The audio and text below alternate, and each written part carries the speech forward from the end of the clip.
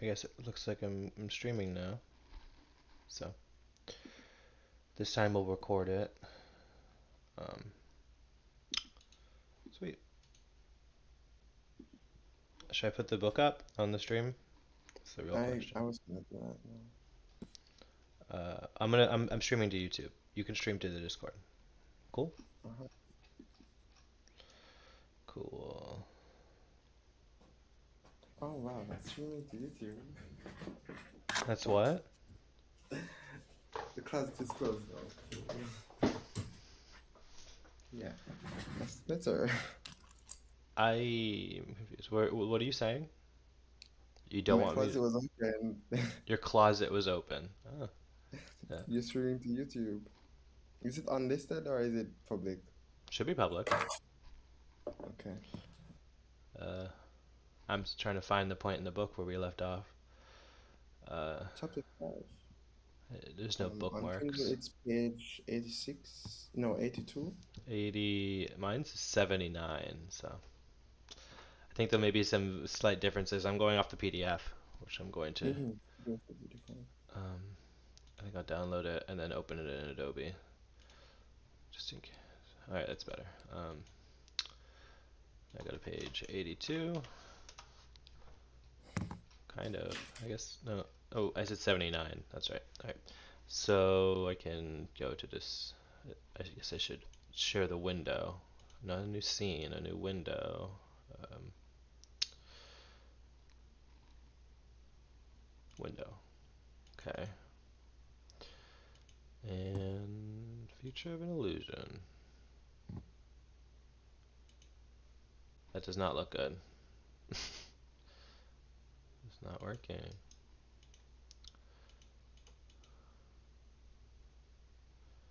That's weird that it won't let me share.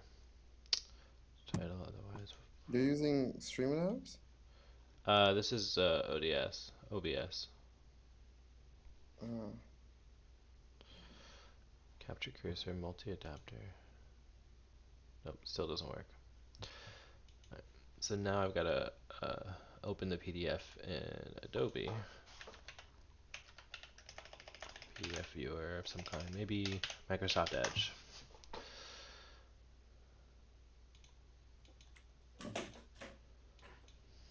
And downloads, open with Microsoft Edge. Okay. Properties of the window, change it to Edge. Is it working? What's the title? Windows. It still's not showing up. Man. Alright. So I can't do this one. can't you just share your screen and Yeah, I wanted don't I was trying to avoid that, but yeah, I definitely can. That was my fallback option if I can't just share the window. Properties of my capture. Uh,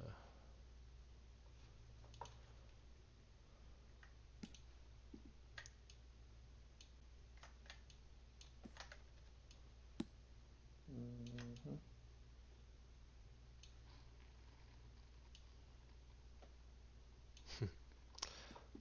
uh,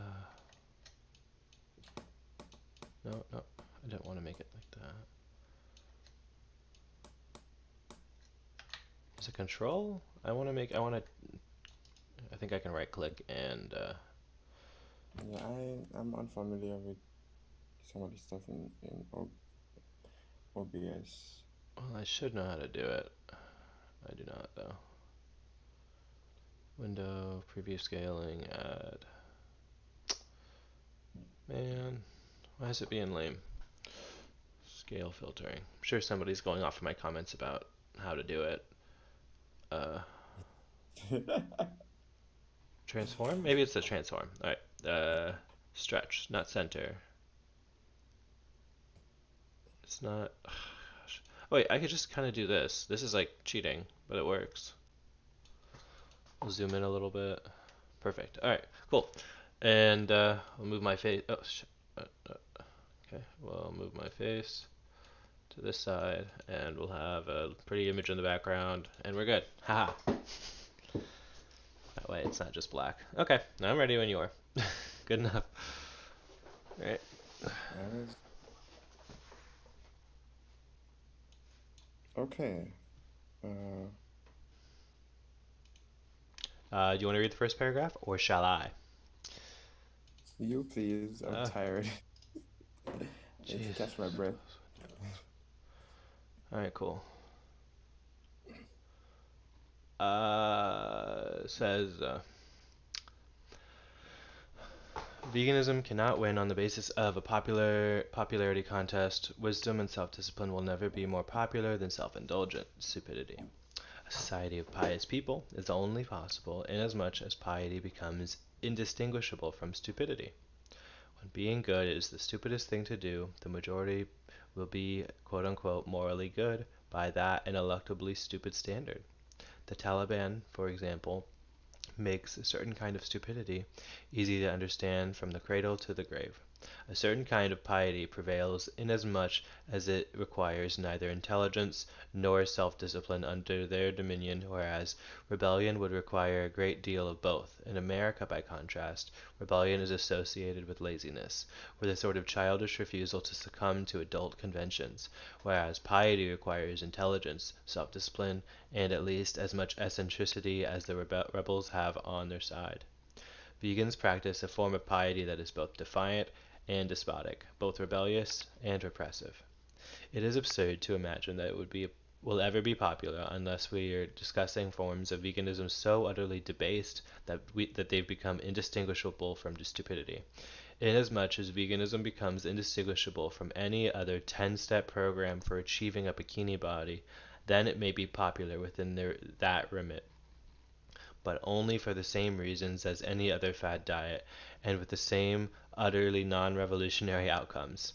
If veganism becomes indistinguishable from any other donation-driven petting zoo, then it may be popular within that remit, but only for the same reasons as any other rent-seeking charity, and with the same outcomes. If veganism becomes indistinguishably indistinguishable from a dogmatic religion like Hinduism or Islam, then it may be popular for reasons that are neither more nor less valid than any other dogmatic religion, and it will be neither more nor less revolutionary.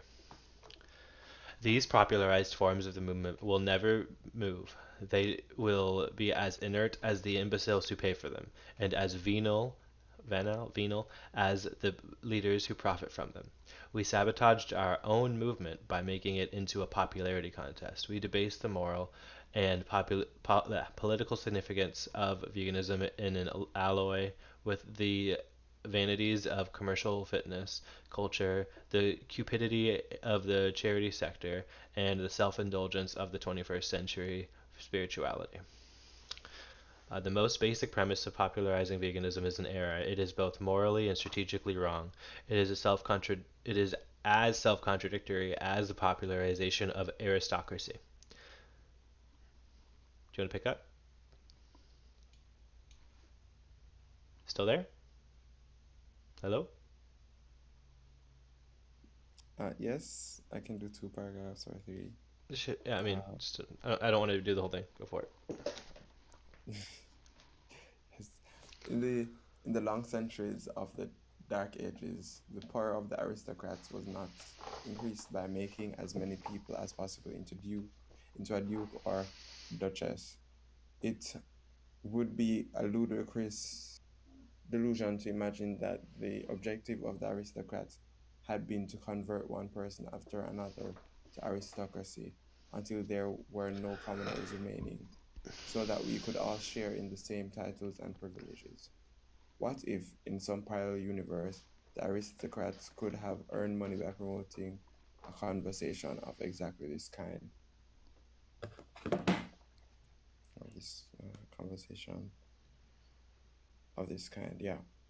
What if their leaders could have risen to fame and fortune by claiming that everyone willing to take up the diet, exercise, and charitable donations that define the life of an aristocrat could be become an aristocrat themselves. Doesn't it seem magnanimous to take the very thing that makes you extraordinary and then pretend that it isn't extraordinary at all? A professional basketball player does not make money by converting members of his audience to athleticism, nor does he dream that one day everyone will be an athlete without anyone remaining a passive member of the audience to cheer him on from the sidelines. Nevertheless, there will be there will be money and fame to be had in promoting the delusion that anyone can become an athlete and that everyone should try by eating the same food the successful athletes eat, by doing the same exercises they do, and by wearing the same shoes. They do not present themselves as the aristocrats of the sport, as an exclusive club born to a special rank and privilege, but merely the first among equals in a thoroughly democratic position that anyone could nominate themselves for, if only they would be sufficiently motivated to do so. Doesn't it seem humble and helpful to pretend that such rare privileges are freely available to anyone who wants to take up a simple change of lifestyle?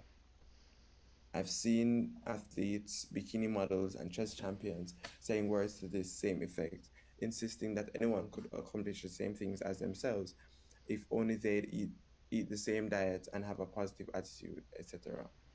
In every instance, the sentiment is false. Oh my God. University was one, yeah. University was once the privilege of a few, and and we now pretend instead that it is something anyone can do without any special talent, without any particular motivation, without even an interest in becoming an intellectual. Instead, those who openly scorn the life of the mind seem to be especially welcome. In our century, anyone can be admitted to a university, but not just anyone can learn from the experience. The vast majority learn nothing, and then take their university diploma as proof that they need learn nothing more.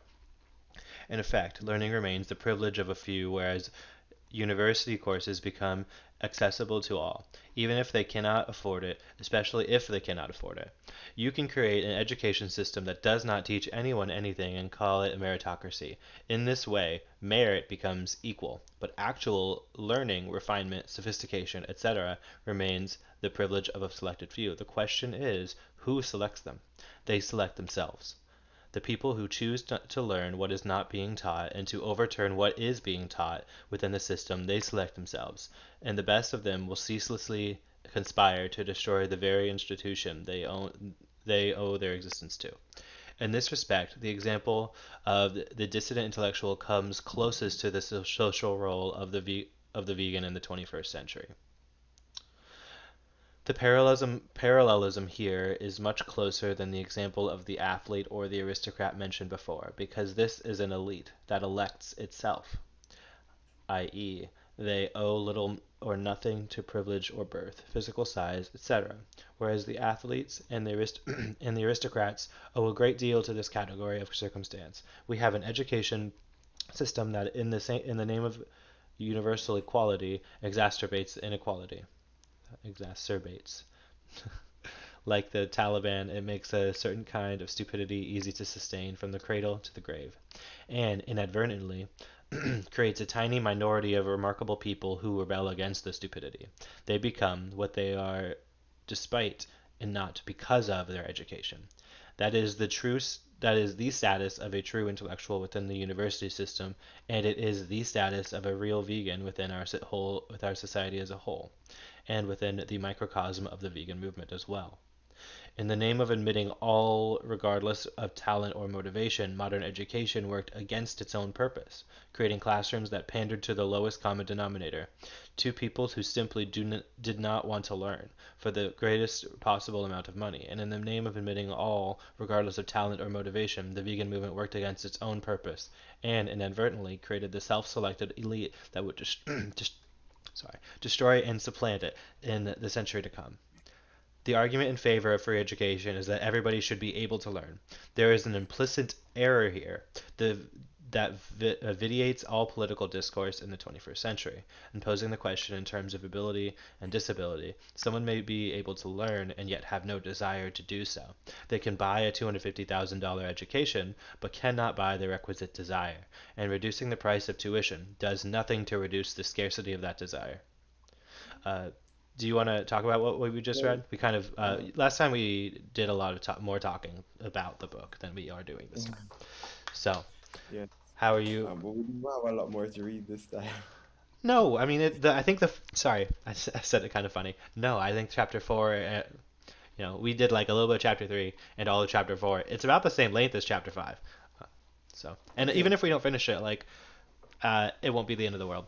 Um, as long as I mean, it's more about having productive reading than jamming pages, right? Mm-hmm. Uh, Oh, I, Makes sense so far. okay. I'm gonna make sure my stream actually will pick up my voice as I go get more water. So you're understanding kind of where this is going? Mm-hmm. I do. I don't really have any uh, thoughts specifically. Uh, Okay, cool. I Um, guess it's I'm still of course I'm still having sort of resistance to the elitist yeah, it kind of implication. feels like um, you're kind of not so sure about the elitism that is being suggested here. Yeah. Yeah. But I think honestly, if it makes sense as because he's still right about the especially the part about um admitting any and anyone into veganism. Um, we've kind of ended up lowering the bar so much now that even people who kill animals and claim it to be necessary can feel that they can call themselves vegan. Hmm. Um, and so it's I guess he's right about that. Okay. Watering down of the movement.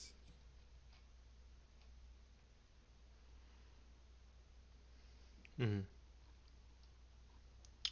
Mm, You want to pick up? yeah. Um, Give me a second. There is no question of our ability to be sober, but there is a very difficult question of our desire to be sober. Although there is a common cultural tendency in this decade to discuss drug addiction as if it were an innate disability, nevertheless, we are all able to abstain from drugs and alcohol, with the desire to be sober belonging only to a small minority. We do not diminish the enormity of this problem by pretending that the crucial variable is access to institutions that would supposedly empower people to exercise their sobriety. If in the future everyone were to have free access to the same $250,000 drug rehabilitation programs enjoyed by the wealthiest celebrities in Hollywood, who nevertheless have an alarmingly high relapse rate, then we will see that the constraint was not lack of access to these institutions.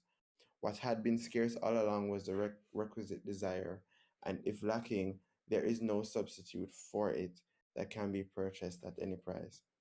Even if vegans are only distinguished by their desires, we must deal with how extraordinary those desires are. We must admit to ourselves, for a start, and admitting it entails that we realize we are not merely a minority now, but will be forever. If the intellectuals who rebel against the constraints of modern education are not, in fact, any more intelligent than the conformists, but they merely happen to have the desire to learn more, despite the stupidity the system would inculcate into them. We must likewise deal with how extraordinary those desires are. The fact that anyone could do it doesn't mean that everyone will, nor even that 10% will ever try. Oh, yes, it is. much easier to visualize what I'm talking about if the example is a university campus in Iran or North Korea. But this is only because you don't want to admit to yourself the extent to which the problem in France or Canada is much the same. There is a war between the real intellectuals and the merchants of education everywhere on this earth, and the intellectuals never win, just as the vegans never do. Saying that anyone could be vegan is as absurd as saying anyone can read Appian and Sallust, Aristotle and Thucydides. If it fills you with optimism to think that anyone could, it should fill you with the pessimism to recognize that fewer than one in 1,000 ever will. A marvelous smokescreen is created by compulsion. Compulsory education masks the extent of human indolence and ignorance, and compulsory veganism on any scale will have the same effect, creating an illusion of ethical concern and intellectual sophistication amongst the compelled that does not, in fact, exist. Go ahead, devise some dictatorship in which people are compelled to read Appian, and you will have accomplished nothing more than creating a smokescreen to mask the minority who can actually appreciate Appian and who read his work with the right motivations. Under coercion, anyone can be sober. Under coercion, anyone can be vegan too. But the number of people who will do the right thing for the right reasons, simply because it is the right thing to do, remains extraordinarily few. We are embarrassed to admit how extraordinary we are, in part because this reveals, by the same token, that our political cause is utterly doomed, inasmuch as we conceive of it as a popular, majoritarian cause and not as an elitist, aristocratic conspiracy. I'll pick up. Literacy. What do you want to talk about that? I mean, Uh, I can't argue against it because it's true. yeah. Yeah, Do you have I any guess friends reading the Appian? strong. I can say I have no friends reading Appian. Uh, No, I you know, haven't. no none locally, I would say. Um, Um, I mean, it would explain why we have this epidemic of ex-vegans. yeah, uh, they want to wear the cape of somebody that they want to put on the hat, yeah, but champion a cause they actually don't believe in. yeah, Um, and the smoke screen, he's saying, if we have caused the problem, haven't we, by making it a majoritarian cause, as he says, that yeah. because By doing we. these like these 30-day vegan challenges and Mhm. the Facebook group that's super popular that promotes. I forget what it's called. Um, 2 week 2 week vegan, 14-day vegan challenge, something like that. You know what I'm talking about. Um, Yeah, and we push all these people into this funnel, and so many people are just like, fuck this. um, yeah. yeah. We're treating our veganism as if it's easy as just putting on clothes. For us, it is. Um, Yeah, that's his point, isn't it? It's easy for us, but it's not something that everyone will ever. yeah. And so this section is hopefully um, going to help I don't know, helps me put into focus whenever Oliver he says make like cautious art or cautious, like whenever you do something you make sure it's like cautious. It's kind of it's, but this kind of makes me understand what he means when he says that. Um, but I'll keep going if you don't have anything else. Mm-hmm. Um, Literacy was once the privilege of a few.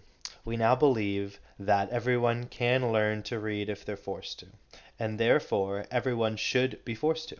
With this coercion on a massive scale, we conceal from ourselves the baleful reality that the vast majority of people do not read anything at all, except when they are compelled to do so, for work, for school, and etc. No matter how many diplomas and degrees they've amassed, in ending the era of illiteracy, we fail to bring about an enlightenment. Instead, the era of illiteracy illiteracy began, with its own distinctive mode of self-deception and reciprocal flattery.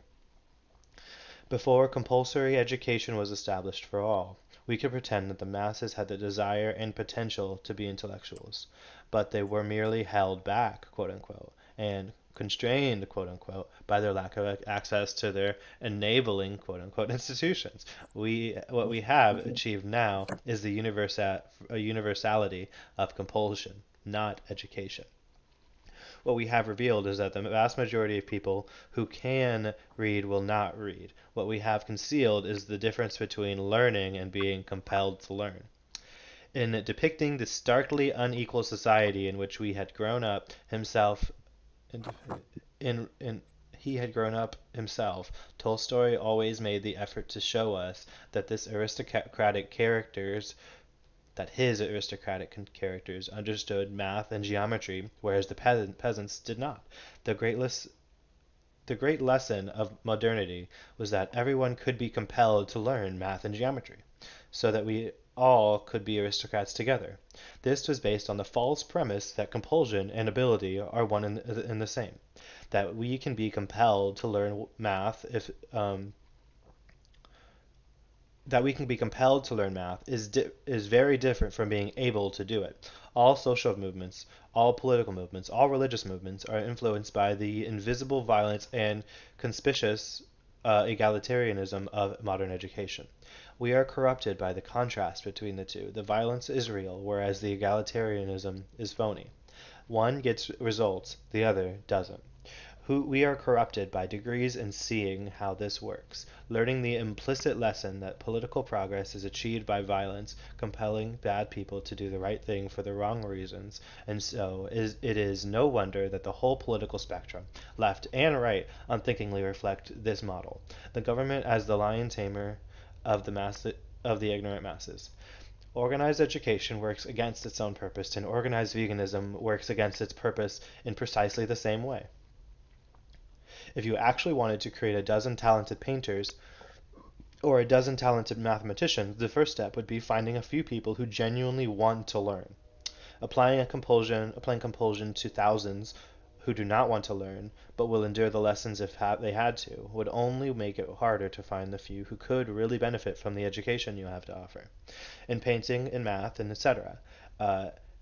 And who would sincerely pursue a career or a hobby making use of the discipline, and with sincere motivations, for the right reasons?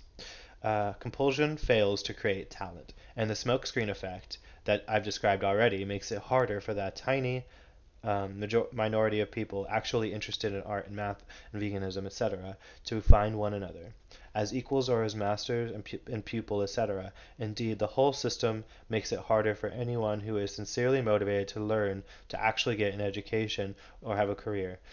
Being in a classroom with 30 people who did not want to learn Cree did not help me at all. Did not help me to learn the language, but in fact made it impossible for me, etc. And being a part of a political movement crowded with people who are there for the wrong reasons made it impossible for me to accomplish anything within it. In much the same way, as I said before, the institutions pander to the lowest common denominator, i.e., to people who simply do not want to learn for the greatest possible amount of money. Compulsion is the opposite of ability. What we can do when compelled is precisely what we cannot do, and this is hard for us, except because it means that we as vegans or as intellectuals or as both will forever be a tiny minority. One second. Mhm. Do you want to talk about that,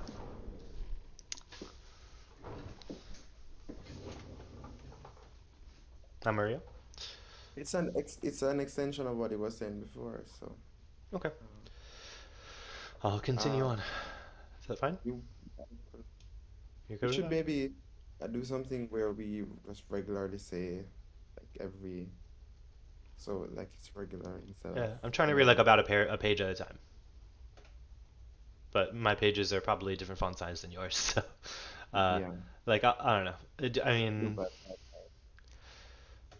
maybe. yeah, if you want to pick up, you can. Whatever. So maybe like two paragraphs Yeah. each. Uh, Hmm. Allow me to describe this on the smallest scale, the most intimate scale, and the most embarrassing scale, because it is so much easier to visualize than the effects of compulsory education on a society of millions. Have you ever known a woman who dragged her husband into some hobby or another that he had no sincere interest in? As the moon shines with the light of the sun reflected indirectly, have you seen how his interest in her hobby was, in fact, an indirect reflection of his desire for her, rather than his desire for it? Suppose the hobby were not designer shoes, yoga lessons, or kayaking, but vegan activism. If you've never known a married couple like this, it should be easy enough for you to. There is a subtle sort of compulsion that leads the man into mimicking his wife's desires, although again his real desire for her,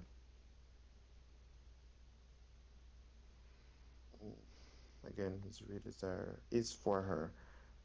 He has no interest in the object of her desires, but because she is the object of his, this is precisely what he learns to feign. And if she makes it easy for him to comply and dangerous for him to rebel, there will be an illusion that he's the cause as she is herself. Compulsory education makes us familiar with indirect desires and unfamiliar with our own direct ones. After a certain age, it Shit. is not easy to distinguish our own interest in mathematics, music, French, etc., from the interest we had in studying to avoid disappointing someone else in our family, to avoid disappointing our teachers, or to achieve some other objective required us to complete the course. Why did I study theater? It would be embarrassing for me to extricate my own direct desires from those of my father in reference to the boy I was in my first year of high school, but it would be much less difficult for me to reflect upon motivations of the man I had become by my first year of university. There may be a few husbands who maintain a canny, detached awareness of where their own interest begins and where their wife's interest ends. But for the vast majority of men, one type of desire becomes muddled up with the other.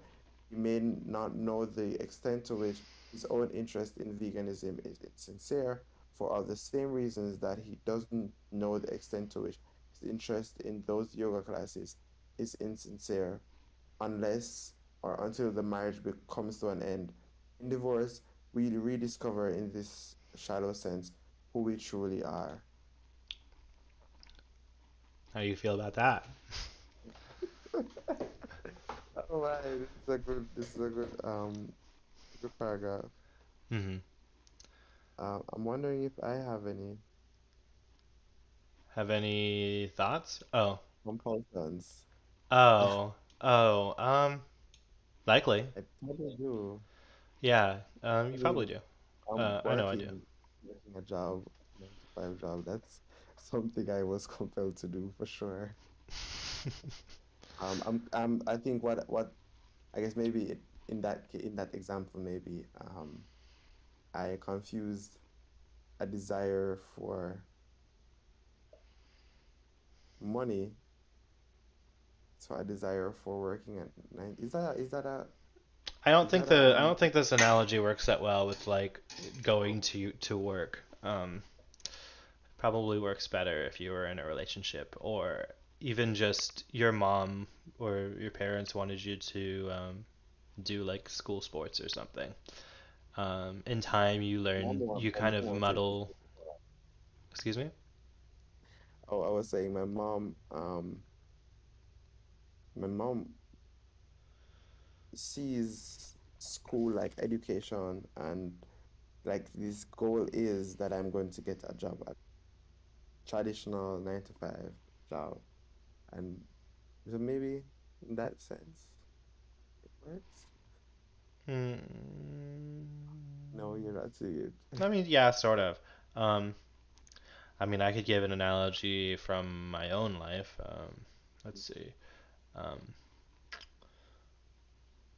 Um, I didn't really want to go to yoga, but I went to yoga a few times with my girlfriend. It wasn't horrible, and so I never felt the desire to go back myself. But I mean, in time, I grew slightly more fond of it just because it was something kind of fun to do. Um, Oh, but I mean, I think I did um, like I would have never had the desire myself, and I would have never developed the desire to go to yoga myself. And so, I mean, I don't really have a strong desire to go to yoga now, but yeah, it's an example. And I mean, I mean, he uh, literally uses the example of yoga. So, yeah, it does. Um, yeah, but I'm not married, so it connects to what you were saying before about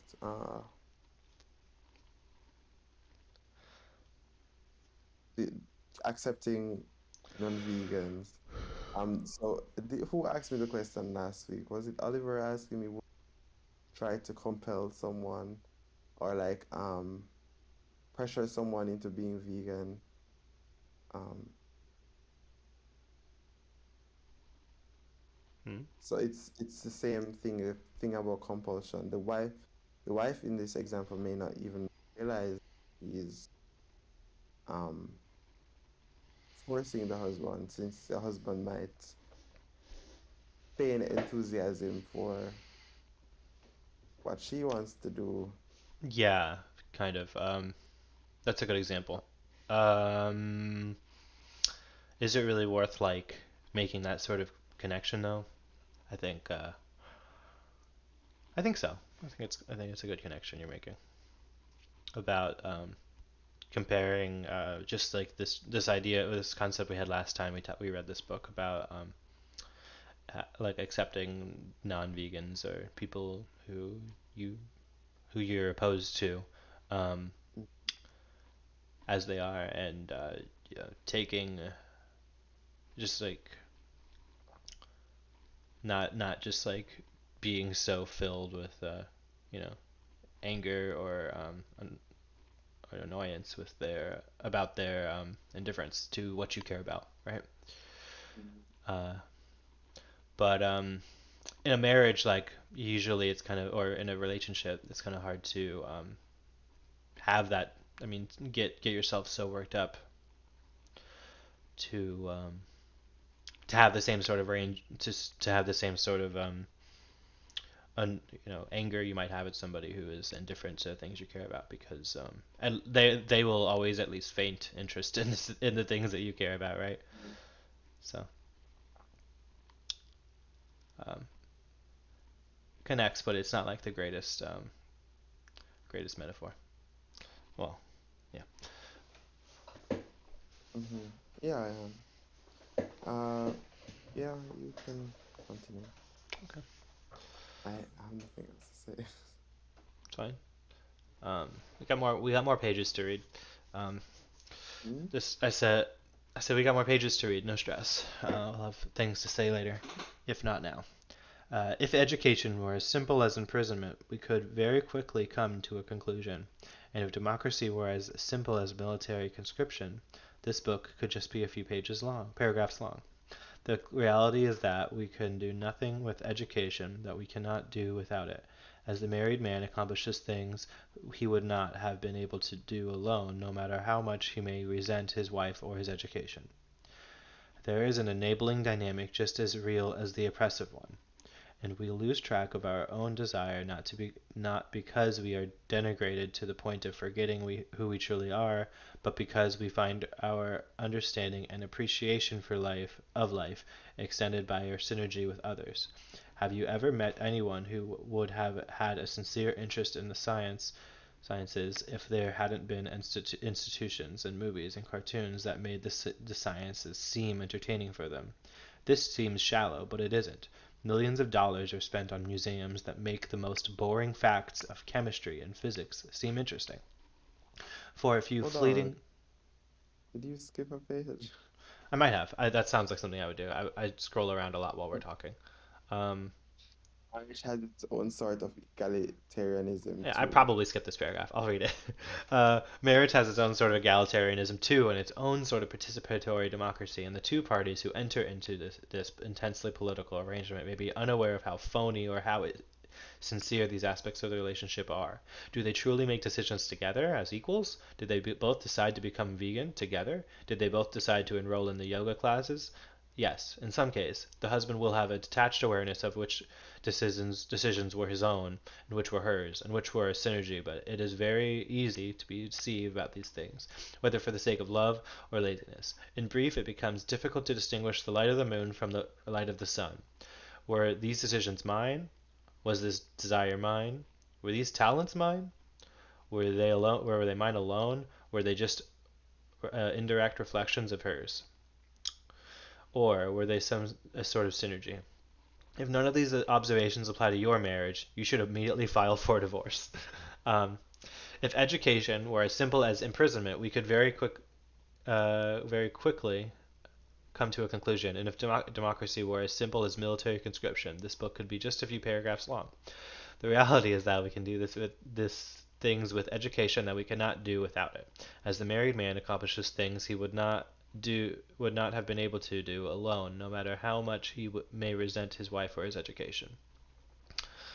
There is an enabling dynamic just as real as the oppressive one, and we lose track of our own desire not because we are denigrated to the point of forgetting who we truly are, but because we find our understanding and appreciation of life extended by our synergy with others. Have you ever met anyone who would have a sincere interest in the sciences if there hadn't been institutions and movies and cartoons, etc., that made the sciences seem entertaining for them? This seems shallow, but it isn't. Millions of dollars are spent on museums that make the most boring facts of chemistry and physics seem interesting. For a few fleeting moments with the hope that a portion of the next generation's children will turn their hearts in that direction, instead of a single one of them trying to become a rapper, an athlete, or a movie star. How many children think they're interested in a career in chemistry or physics only to discover after some number of years that their interest was only in science fiction or in animated, simplified forms of sciences that had been presented to them in museums? The anarchist depicts compulsory education as a kind of prison, but it entices us and rewards us with methods just as subtle as any marriage, good or bad. Education expands the scope of our interest in the same way that our wives make us interested in yoga, despite ourselves. Although I admit this entails a subtle sort of crisis in later disentangling what our own desires and interests truly were all along. I have heard couples passionately insist that they became vegan together, jointly, after a sort of congressional inquiry led to a unanimous vote on the matter. And I have heard couples insist that they quit veganism and return to eating meat, etc., with just as much democracy. Perhaps for some couples there is a kind of strategic ambiguity in pretending not to know which interests belong to which party. But for others the ambiguity is real, and as a result, their interest in veganism is not. Would it discredit a man's interest in Chinese as a researcher if we could establish, as a matter of fact, that he only learned the language because he happened to fall in love with the Chinese woman? Conversely, would it discredit the marriage if, as a matter of fact, that he only selected and married her because he wanted someone to help him learn? In both voluntary marriage and compulsory education, our motivations become muddled. We do not know how.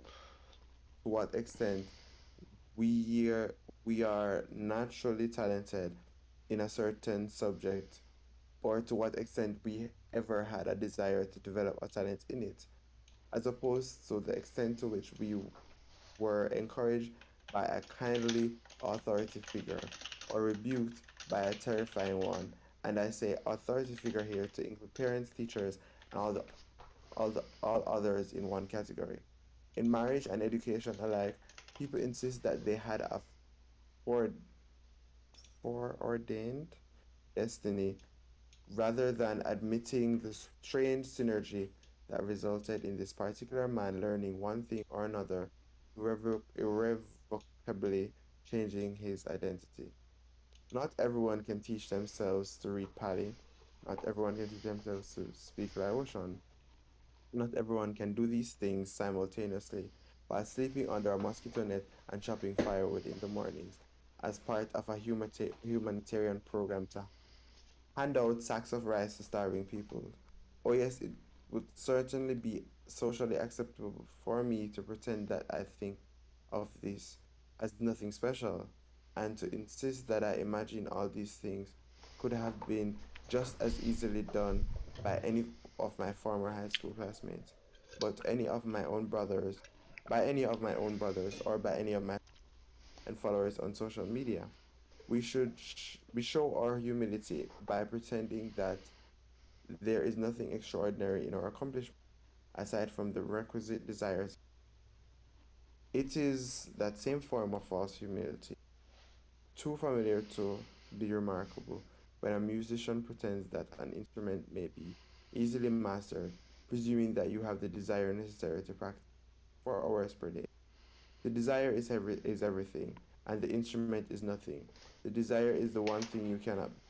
Unlike an expensive violin, unlike an aristocrat's title, unlike a formal education, and unlike a husband or wife, although less common now than in centuries past, people will pay for relationships, and they pay for a kind of credential,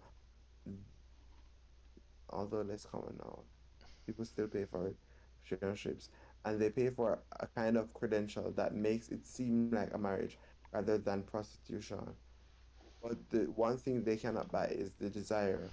You cannot pay someone to want you, nor can they ever pay you enough for you to truly want them. You can pay for the opportunity to learn, but you can pay for the opportunity to learn, and you can pay for the credential that makes the process seem so much better than prostitution.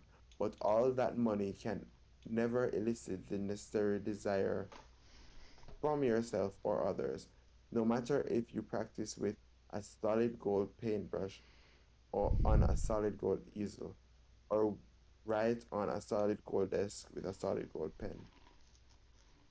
All right. Do you have any Uh, thoughts?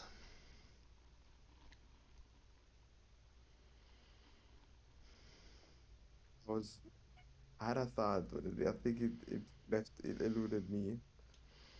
I was trying to remember it. Yeah, I do this pretending. Even in a conversation recently with a friend, um, he was telling me that being vegan is special. Being vegan, he's not vegan by the way, but he was telling me that he thinks it's extraordinary, especially in our society. Um,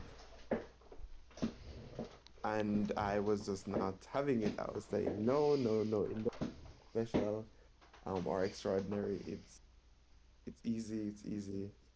Um, it doesn't take anything out of me. It's like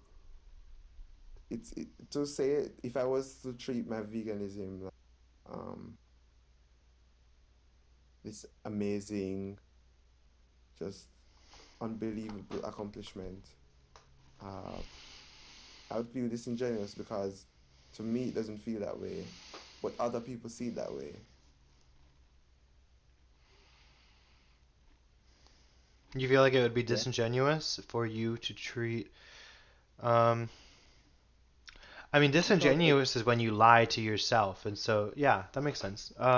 You may feel that way, but that's not how others feel. So, Yeah. um, I mean, I definitely don't feel like veganism is gives me the same sense of accomplishment um that going to the gym regularly would.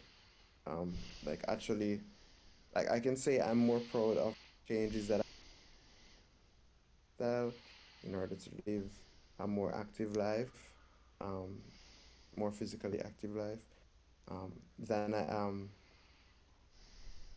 in terms of that amount of work it takes, the amount of effort I have had to put in, and the slow building of um, like perseverance or persistence and putting in like consciously thinking about the changes I have to make and actually planning and making those changes. Whereas vegan did not, I had never had to put in that amount of work to be vegan. It's,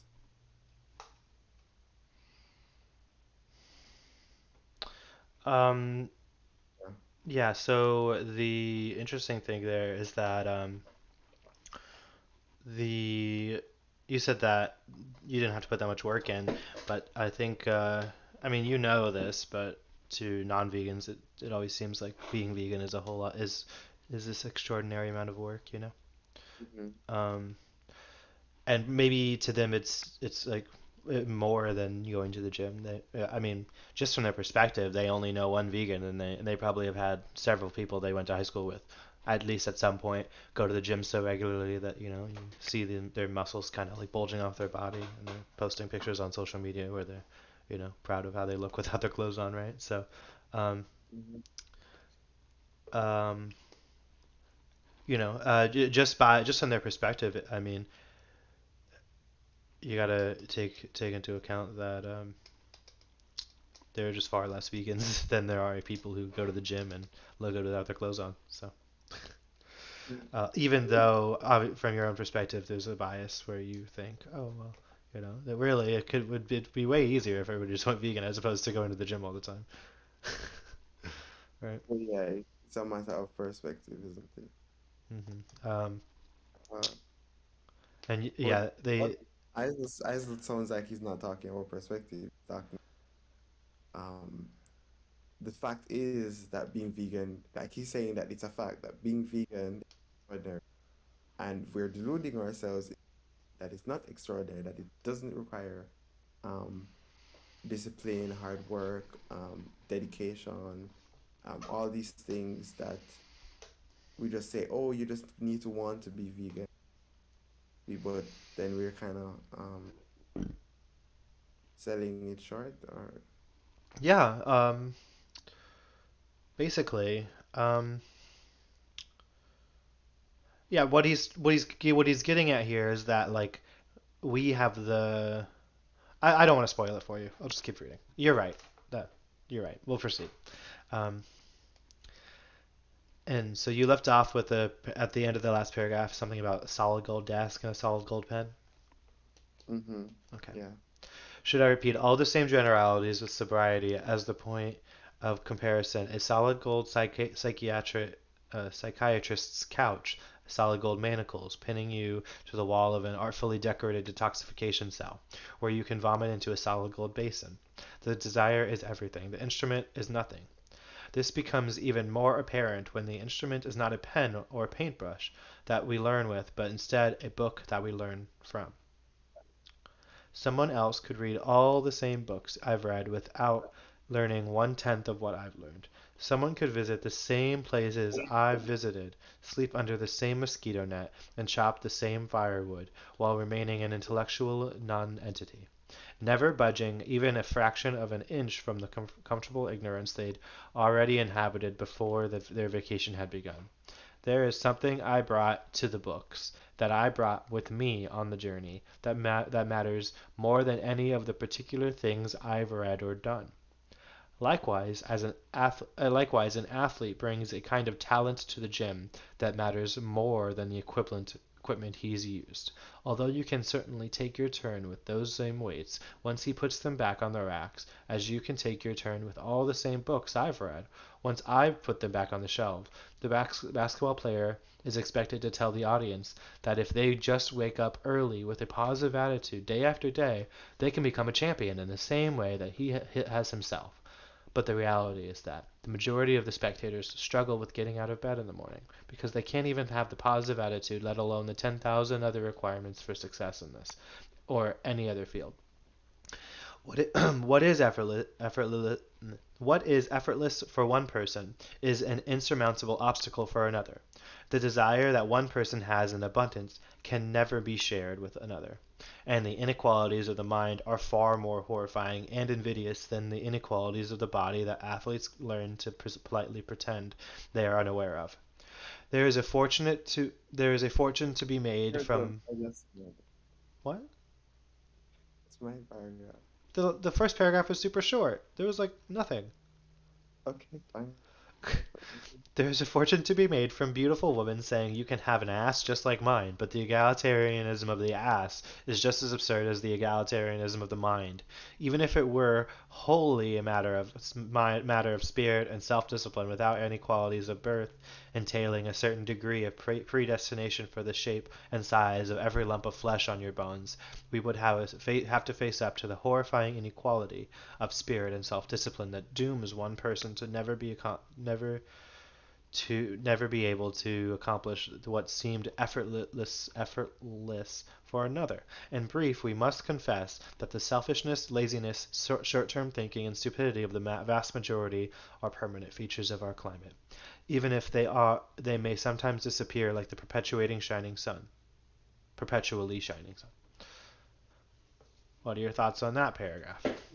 I, while listening, I thought that, maybe it's not a good comparison, the gym thing, but people just generally care more about how they look than doing the right thing.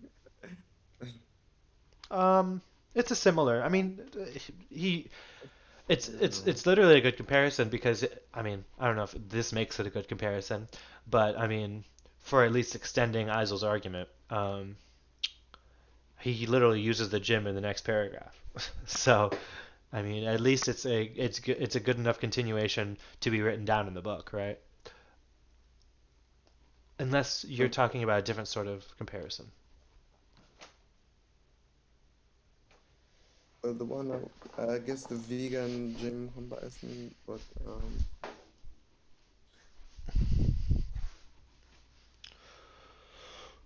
maybe maybe people don't see it as hard because they at least have the desire to look a certain way. Um, but Hmm. most people don't have the desire to be vegan. Exactly. Um,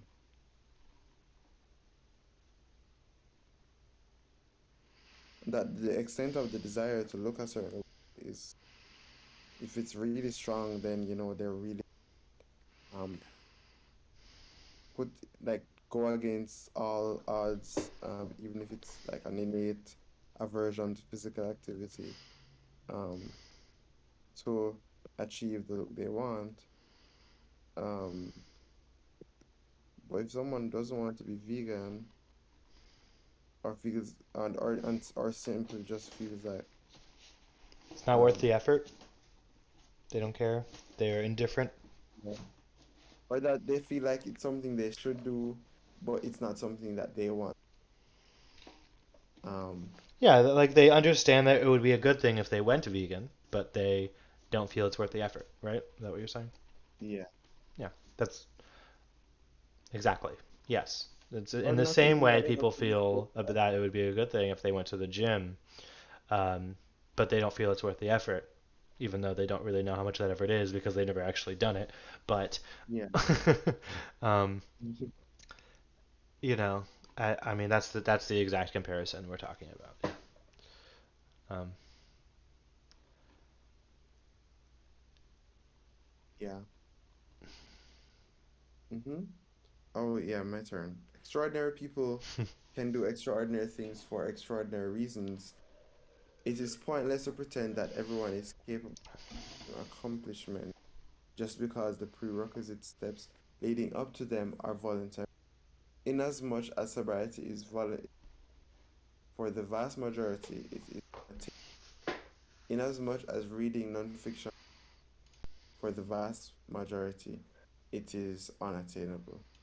We live with the delusion that people are inwardly and secretly good just because they seem to accomplish these things so effortlessly when they are under compulsion to. Studying the behavior of a dog in a tells us nothing about the behavior of the wild. The sobriety and studiousness of human beings in solitary confinement or when under the duress of pain tells us nothing about how they'll behave when they have. And as I explained at length before, many of the forms of compulsions we live with are much more subtle and synergistic than our relationships with prison guards and drill sergeants. The behavior of a married man may tell us nothing about how he'll behave after his divorce, nor even how he'll behave if he happens to have a few months without his wife's constant supervision. A man may be sober when married, and yet he finds he is incapable of when sobriety when single. Another man may be entirely capable of maintaining sobriety when single, both before he met his wife and after the divorce, and yet he found himself constantly quitting so long as the marriage lasted. I have heard that there are some women who were only capable of earning their PhDs because they quoted men. But in our culture, this sort of thing is as closely women are much less willing to speak of it than men in the same position, who are eager to heap praise upon their wives for all the help they receive from them. We pretend that a voluntary barrier is not a barrier at all, but it is the most ineluctable limit of human nature. Yes, if people were compelled to overcome that barrier, they could, but this mere possibility, fact that in the absence of compulsion, they can't and they won't. Okay. Do you have any thoughts about that? I had a question. All right. Uh, is it, if we're to apply this practically, is either saying that we shouldn't, well, I mean, I kind of feel this way, but is it that we shouldn't go in a relationship with, well, yeah, well, don't go into a relationship with the expectation that you can change someone. Um, No, in that's not what he's yeah, saying. yeah. Well, not he's not saying that here, but generally, um, He based on he's the, he's yeah. saying that you should only go into relationships with people that you that are willing to be subdued by you in some way. Not subdued. Are willing to change in some way to appease you. It's kind of what he's saying. Um, Oh, that sounds like the opposite. I mean, you don't think he's saying that? Okay, well, make your argument. Well, he's saying that basically, Well, pose it into, like an argument. like compulsion compulsion makes people not themselves, Yes. and and in a way he's saying that compulsion. I'm not sure if this is an argument. I don't think he's Compulsory. arguing. I don't think he's saying it's good or bad. He's just saying it exists. Ah, Maybe he's painting it negatively because of some of just how you're interpreting it, or maybe I mean, he's using examples that are generally negative, like being a drug addict, drinking or being vegan. If you're not those things, Hmm. then it's bad. And so, having using compulsion to get people to do those things is good. But if they're not really willing to do those things, then it's bad, right? Did I go too fast? Yeah. Um, Um, yeah, so I guess the thing about doing the right things for the wrong reasons, um, is he saying that in a negative way? Is it that we are okay with people doing the right thing for the wrong? or he's asking. Um, It's Socratic. He's asking you, are you okay with that? Do you think that's a good way to do you think that's a good way to live? Um, yeah, I think that's a good way to would I rather a non-vegan world, but the v people who are vegans for reasons, or would I rather a vegan world where the majority of people who are vegan don't care about animals, don't care about the philosophy, don't care about the right thing, or are doing the right thing for completely wrong reasons or unrelated reasons, or just because they're compelled to do the thing by media and society. Is that what I'm being asked? I mean, that's what the argument's leading to, but he's trying to, you know, drive there, through this book, right? He's just trying to get you there, yeah. Um, Yeah. and I mean, in the end, he asks you which is better, and he gives a few examples, and I mean, not in the end of the chapter, but in the end of this argument, this sort of point he's making, he asks, which would you prefer? And he doesn't say either is good or bad, but you can make your own interpretation. That's all. Can we? Is that good? Did I answer your question, or did we just kind of talk around it? So you said to put this into practice. Like, what are you asking? Should I go into a relationship who isn't me? That's impossible. You can't go into a relationship with yourself. Um, so yeah, Maria, you still there?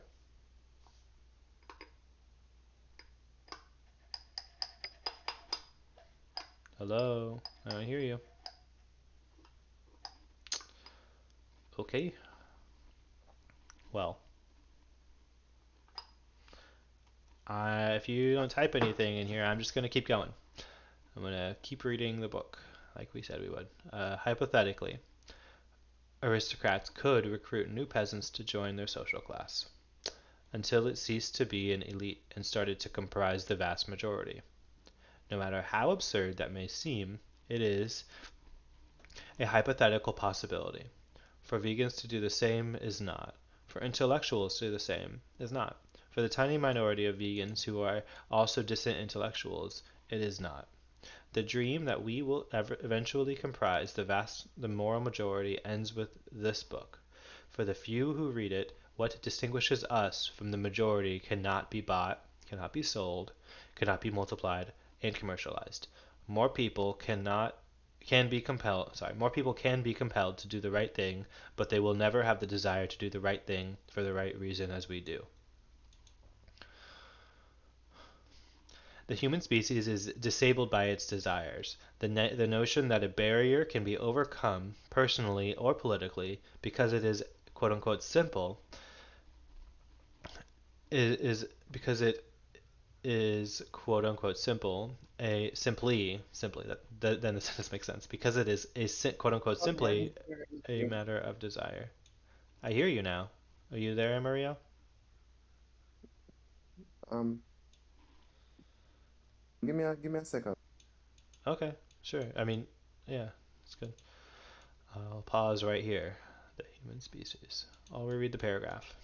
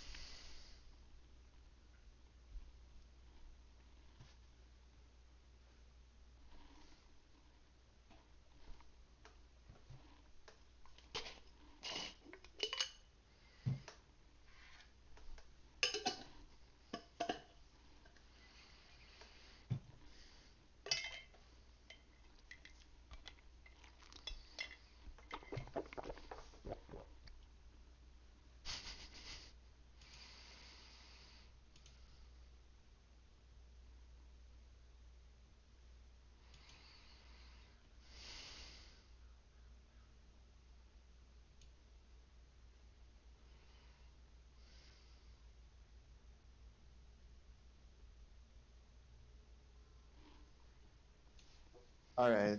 Um, I got disconnected and I didn't hear. So you didn't. You want me to reread the paragraph I just read? Yeah, just everything that you said from the last time you heard me speak. Everything. Um, I didn't hear a thing. That's why I was so disconnected. yeah. Okay. So back to our conversation we were having. I can say that I, what I was saying is that Isel's making Isel's just using Socratic method. He's just asking questions, right?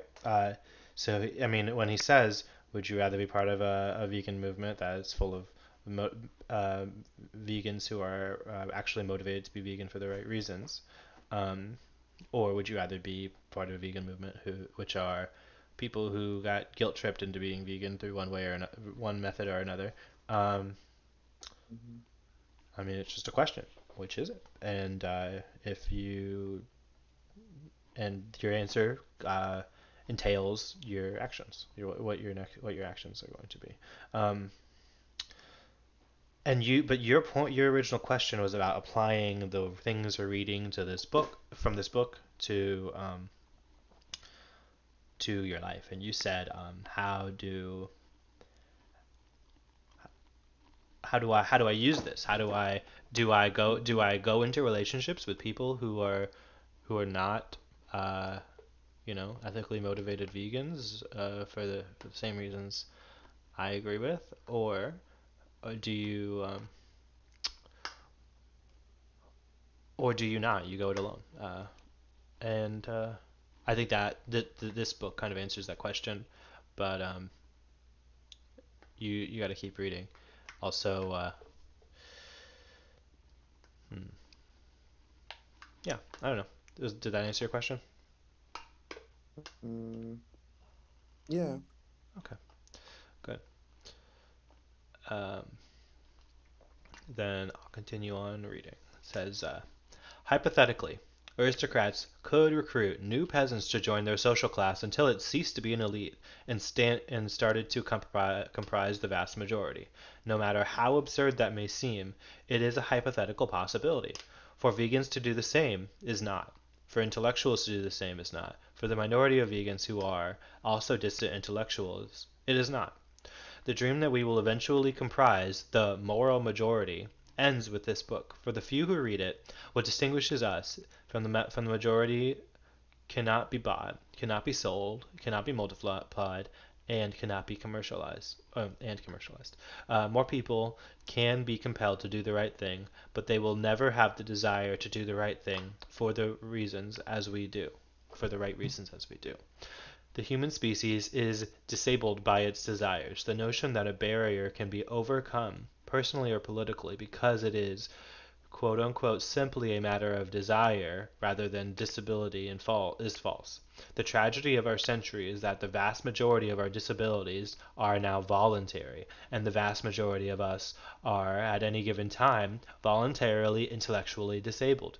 We choose to be drug addicts. We choose to be video game addicts. We choose to live like idiots, even if it is not a choice made at one point in time, but at 10,000 different points in time, with none of them being singly memorable as a fork in the road, quote unquote. And I'll read the next paragraph because those are short. If self discipline is a luxury available to all, it is nevertheless a luxury only enjoyed by a few. And this if and this will not change in the next decade, nor in the next century. It is utterly paradoxical to pretend that the majority is capable of enjoying self discipline just because they're capable of enduring a discipline, when it is forced upon them. Keep in mind that this force may not always resemble the command structure of a prison or a platoon. It would be equally absurd to say that everyone could be an intellectual, that everyone could be vegan, etc., if only they fell in love with someone sufficiently attractive and wealthy who could influence them to do all these things. Just because we have before our eyes at any given time examples of men and women who take up yoga and kayaking, etc., for the sake of love, or out of fear of being alone. Perhaps the average man could cease to be average if he were to fall in love with an extraordinary woman who demanded that he become extraordinary himself. But this is no better than supposing that we could all become brilliant, sober intellectuals if the whole world were a prison that compelled these virtues from us. It certainly seems more probable that the average man could be a drug addict if he fell in love with a woman who was already a drug addict. I.e., it must be much more rare for love to force mediocre people up to some higher level of self discipline rather than down to something worse than mediocre. The moon shines with the reflected light of the sun. Another man's desires or another woman's desires will never be your own, our own. Discipline will never be self discipline. Do you have any thoughts on that? Tell me you didn't get disconnected again, Amario. Please. Oh, I'm here. Okay. Sorry. I'll do Uh, that every time. There's okay, 2 seconds of sorry. silence. Go ahead. Uh, self-discipline. Discipline will never be this I self-discipline. mean, that paragraph answered your question in a way. I mean, it probably gives more context to the question you were asking, as raised by the book.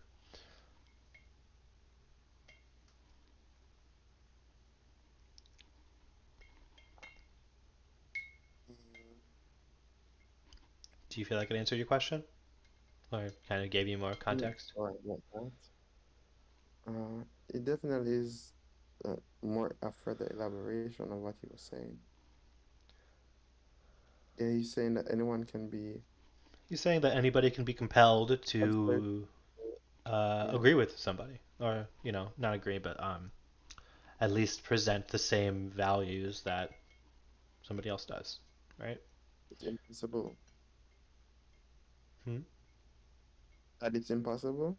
No, it's possible. It's done all the time. People like with yoga, the Mm, man in the relationship, the one person may convince the other to take up yoga, and it happens all the time. But what he's saying at the very end in in the last bit is that is discipline being forced upon you. Like it's not his own desire, um, and I mean, the next paragraph, the next section is asking, is that good? Right? uh, Okay. So you can pick up the next bit if you want. yeah. Um, I was just thinking I should make some highlights here. It's rare Yeah. My book's for my love. book's highlighted and marked up too, so understandable. It must be much more rare for love to force mediocre people up. Mediocre people. Oh man, You don't like what he's saying? so condescending, man. No, mediocre just means I average. mean, Average is yeah. average. It's whatever.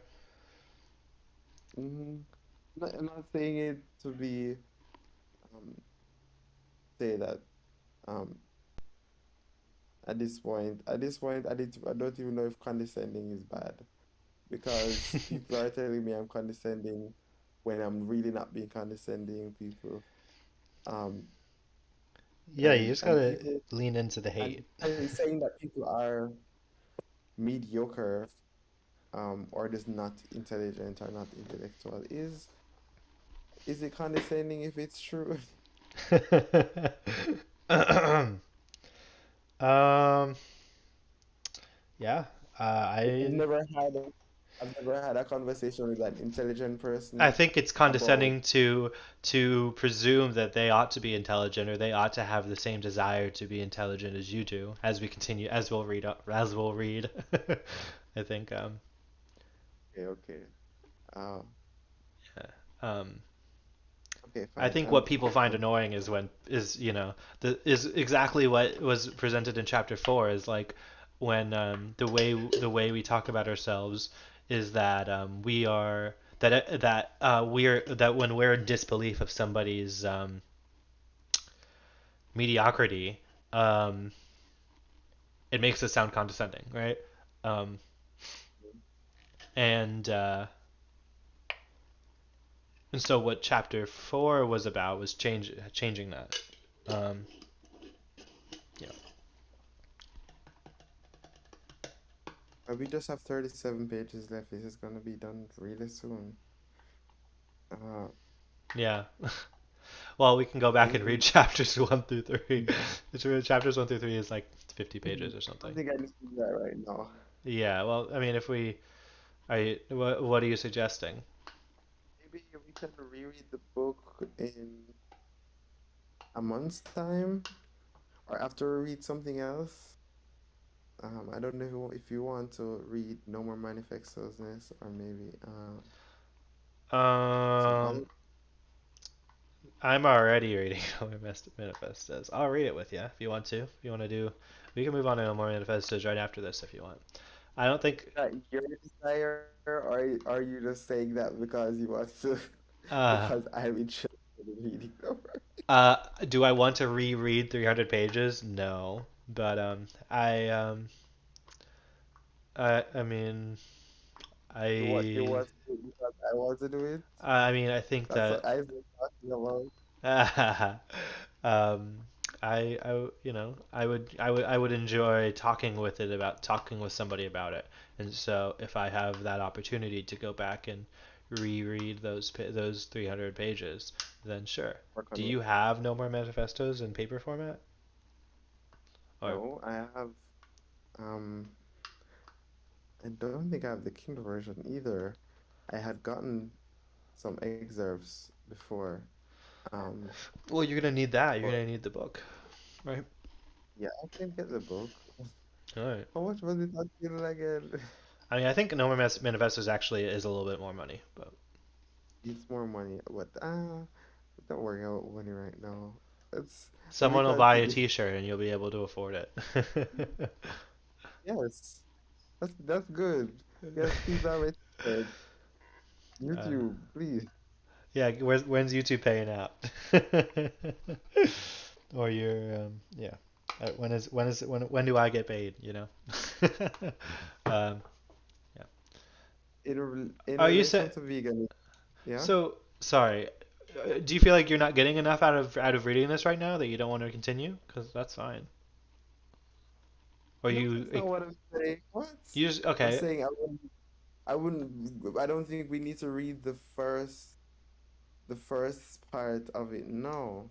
Okay. Um, Good. because I had started the book in the middle. Yeah. That's chapter three. Like at the end of chapter three. I don't think I need to go to the four part now because I'm really getting what I need to get from this.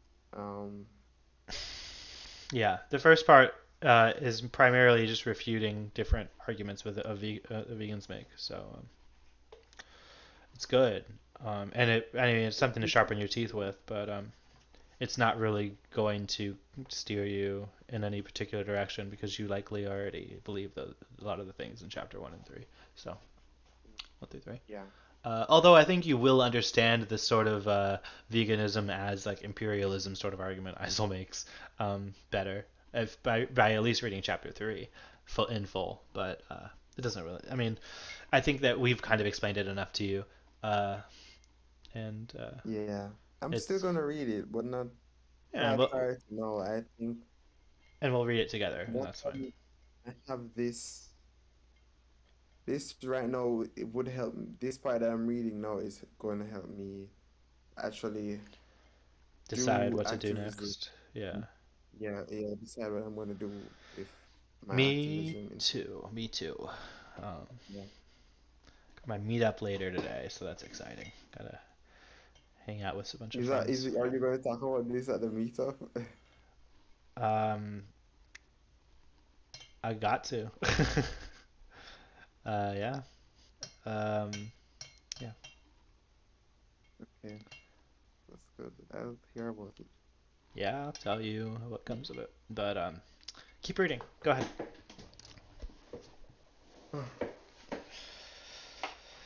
I Remember the cheese dip in from relation last night? to the, Sorry. That's what the cheese dip is for. Go ahead, keep reading. Sorry, it wasn't worth interrupting you. In relation to in veganism. relation Come on. In relation to veganism, narrowly and ecologically, broadly, the difference between the optimist and the pessimist is the extent to which they allow themselves to admit the importance of discipline. Self-discipline overcomes instinct, allowing us to be much more or much less than we were evolved to be in the proverbial state of nature, in quotations. Optimists want to believe that we are already equipped with the instincts necessary to save the planet without even the milder sort of discipline a democratic society will tend to enforce upon us. For example, in urging us to quit smoking, optimists believe that the vast majority will do the right thing spontaneously out of the goodness of their hearts without compulsion on the same simple principle whereby the average man could be relied upon to pull his hand away from a flame after it burns him, or perhaps to escape from a burning house after he has seen the flames directly enough to realize he has no other option but to flee. The reality is that dogs do not even have an instinct to avoid eating antifreeze, and human beings do not have an instinct to avoid huffing glue. I wanted to ask you though, Tobin, Yeah. how does this square with democracy? How does what? How does this work with the pro-democratic um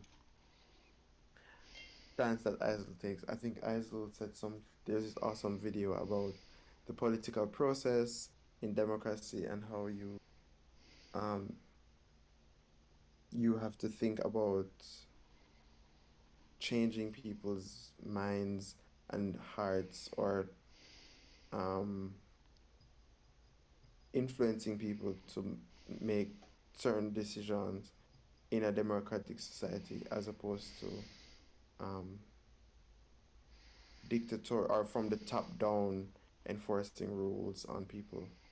Um, you understand what I'm asking? I don't understand. Yes, those that's accurate, but what are you're asking how this relates to veganism and Yeah. how How, can veganism be like a sort of democratic society? Is that what yeah, you're how asking? can it be 'Cause it's elitist while how can veganism be elitist while also being democratic? yeah, it's a good question. Um, Is it that the elitism is restricted to veganism, but we still have to appeal to people in society? Like, I know that we have to like try and make veganism. Well, no, I is that mean, that's not. yeah. So, do I don't know. you? I mean, picture the picnics and there's somebody standing on stage and they're making this like kind of really emotional sort of presentation about how we need to build a bridge between these two between probably for this guy's own self-interest. He probably has a house that is outside of town that he got super cheaply, right? And he's Mhm. crying that he can't sell his sheep or whatever, but he's kind of like creating this sort of this mob. I mean, yeah, he's kind of like convincing all these people through this like emotional prose that they need to, help pay for his bridge. Otherwise, he can't sell the sheep or something like that, you know? And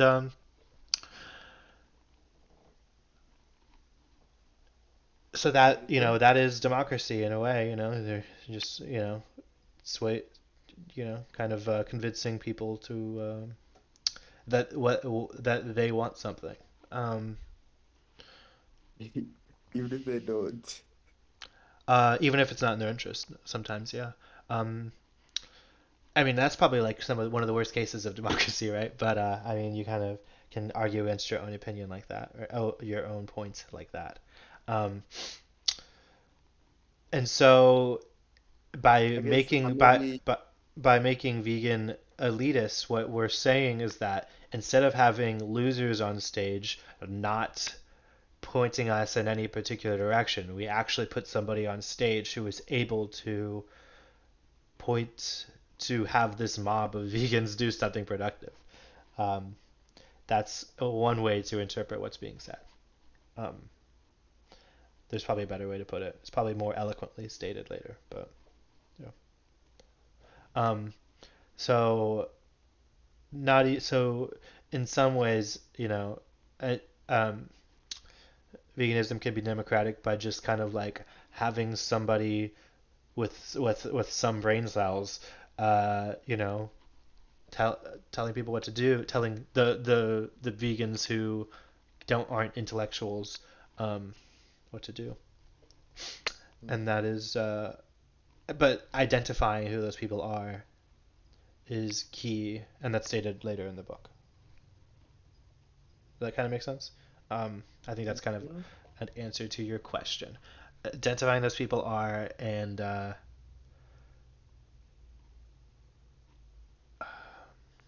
kind of giving them the opportunities to sway public opinion. Um, Yeah, I'm okay, playing. yeah. So you need to pick up playing the piano. Yeah. I was wondering if I need to go get something to eat because I feel super weak, or maybe I need to lie down. Yeah. You were up pretty late. I mean, you shouldn't be sleeping. Just do some stretches, and I'll read the next paragraph if that's cool with you. No, Like, are you going to faint? I'm playing the piano. I'm just laying down in bed and reading. Playing the piano may feel instinctual from moment to moment after many years of developing the discipline, and something similar can be said for the moment to moment decisions entailed by veganism and ecology. But the barriers that are effortless for us to overcome are insurmountable for others. Everything that we casually claim feels natural, as a piano player may say, in reference to a thousand complex and carefully timed emotions of the hand, is profoundly unnatural to the vast majority of people and will remain so forever. You would have to believe that stupidity is a short term fad to think that it could be overcome by a fad. Self centered, short term thinking is never going to go out of fashion, like a perpetual age of darkness. So, no matter how many enlightenments and renaissances come and go along the way, the political movement premised on the expectation that ordinary people will do extraordinary things is doomed to failure. We we uh, We need a movement based on the premise that extraordinary people will do extraordinary things, even if this is a movement as small as an artist studio. Such a studio with enough talent in it and enough synergy still has a better chance of changing the world than a million morons mouthing slogans they don't even understand, lifting up their hands and screeching like monkeys at the zoo, advocating for their own freedom by showing their teeth in a gesture their captors can only interpret as a smile. Artists do not change the world through their ordinariness, but through their extraordinariness.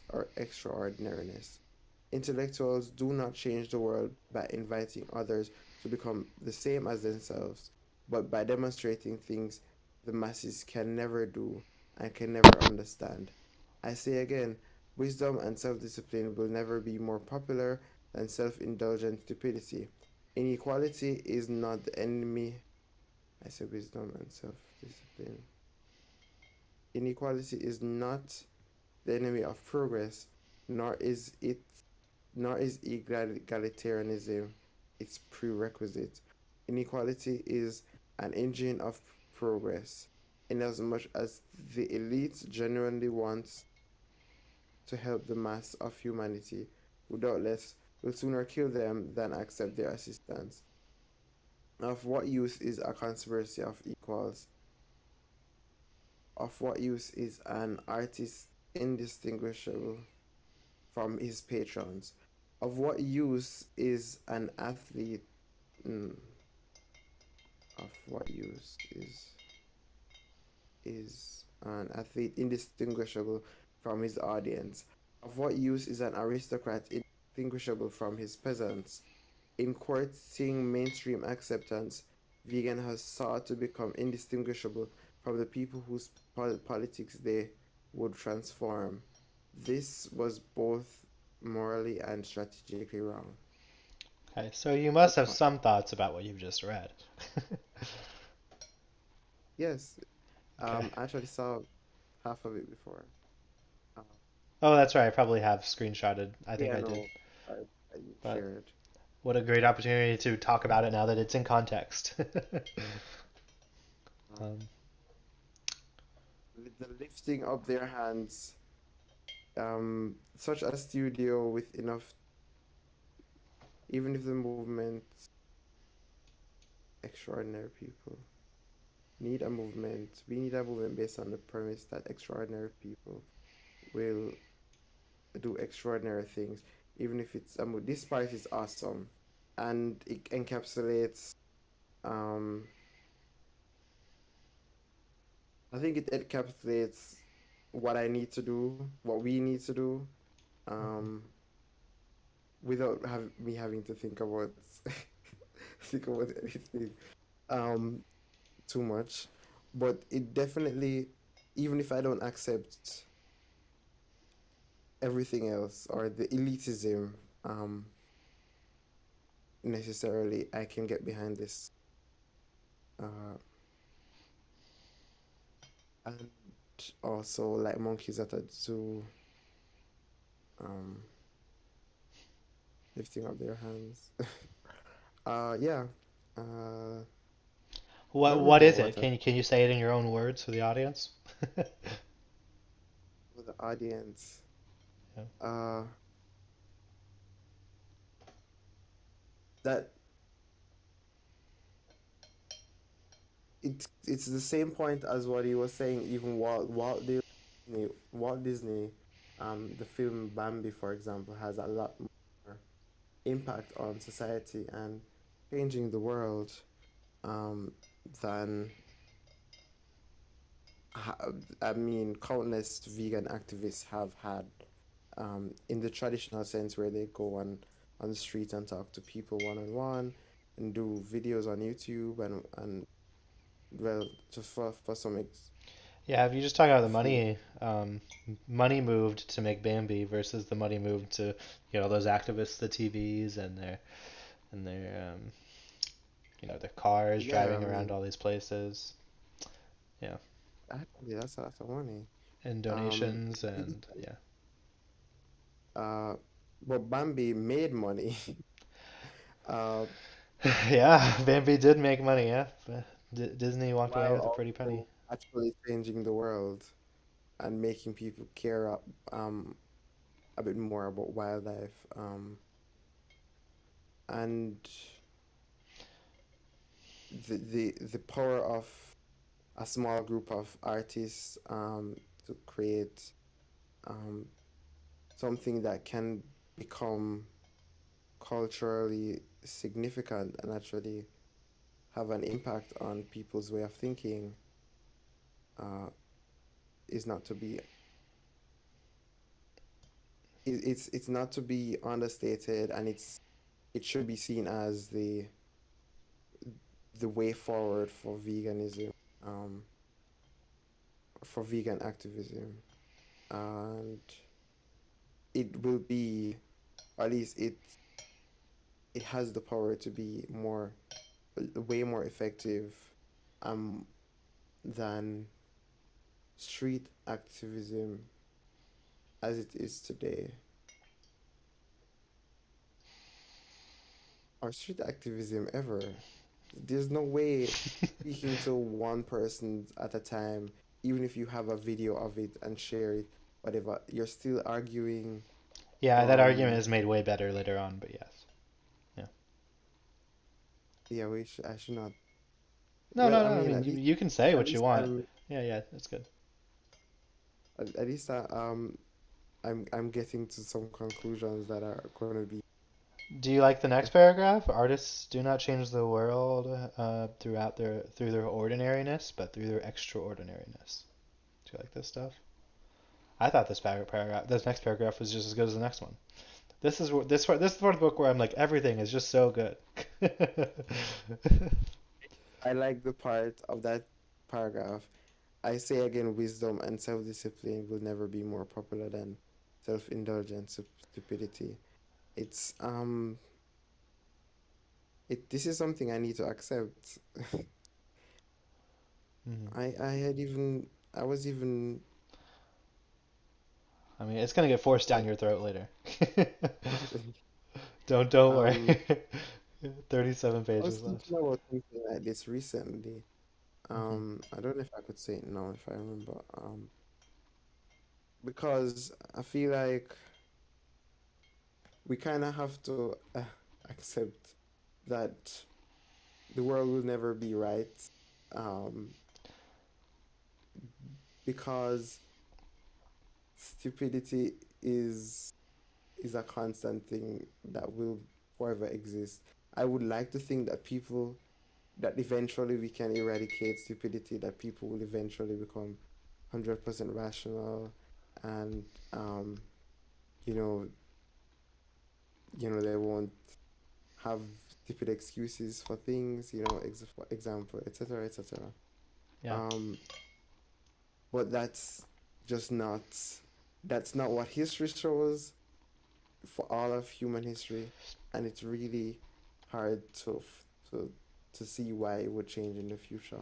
Like there's no reason why that would change. Um, and it's the problem of that is compounded by the fact that knowledge is also um that we can try our best to get as close to objective knowledge as possible. Like science is the best thing we have, but the fact that there's so much pseudoscience and misinformation, the fact that human beings are not of one mind, um, and knowledge is also is never going to be um, how would you say ubiquitous or yeah ubiquitous or homogeneous across human societies, human countries, human beings. So we have these two variables. So it's really an impossibility that we're ever going to get everyone to believe uh, or to think, you know, the same or to come to the same conclusions, even if the conclusions are right, you know? Um, Uh, maybe. yeah, Um, I don't know who really said this. It was just. it's a thought. Yeah. Do you want to talk about that, or I mean, you said I mean, if that. you have anything to say, I was hoping you might. Um, I think that it's kind of that same point is brought up later in the book. Funnily enough. Uh, yeah. I would say that you don't necessarily have to have um, like stupid people will never need to have the knowledge to make the right decisions. They will just have to have some excuse to make the right decision. Um, the same sort of excuse they use to make the wrong decision. Um, so in that sense, I disagree with you. But I think, yeah, I mean, I think on both senses you're wrong. You said that they need the knowledge to make the right decision, and because nobody will ever know. I mean, the knowledge will never be dispersed, to everybody well enough that they'll all understand it. That they'll never make the right. That never, nobody that will never all make the right decisions. And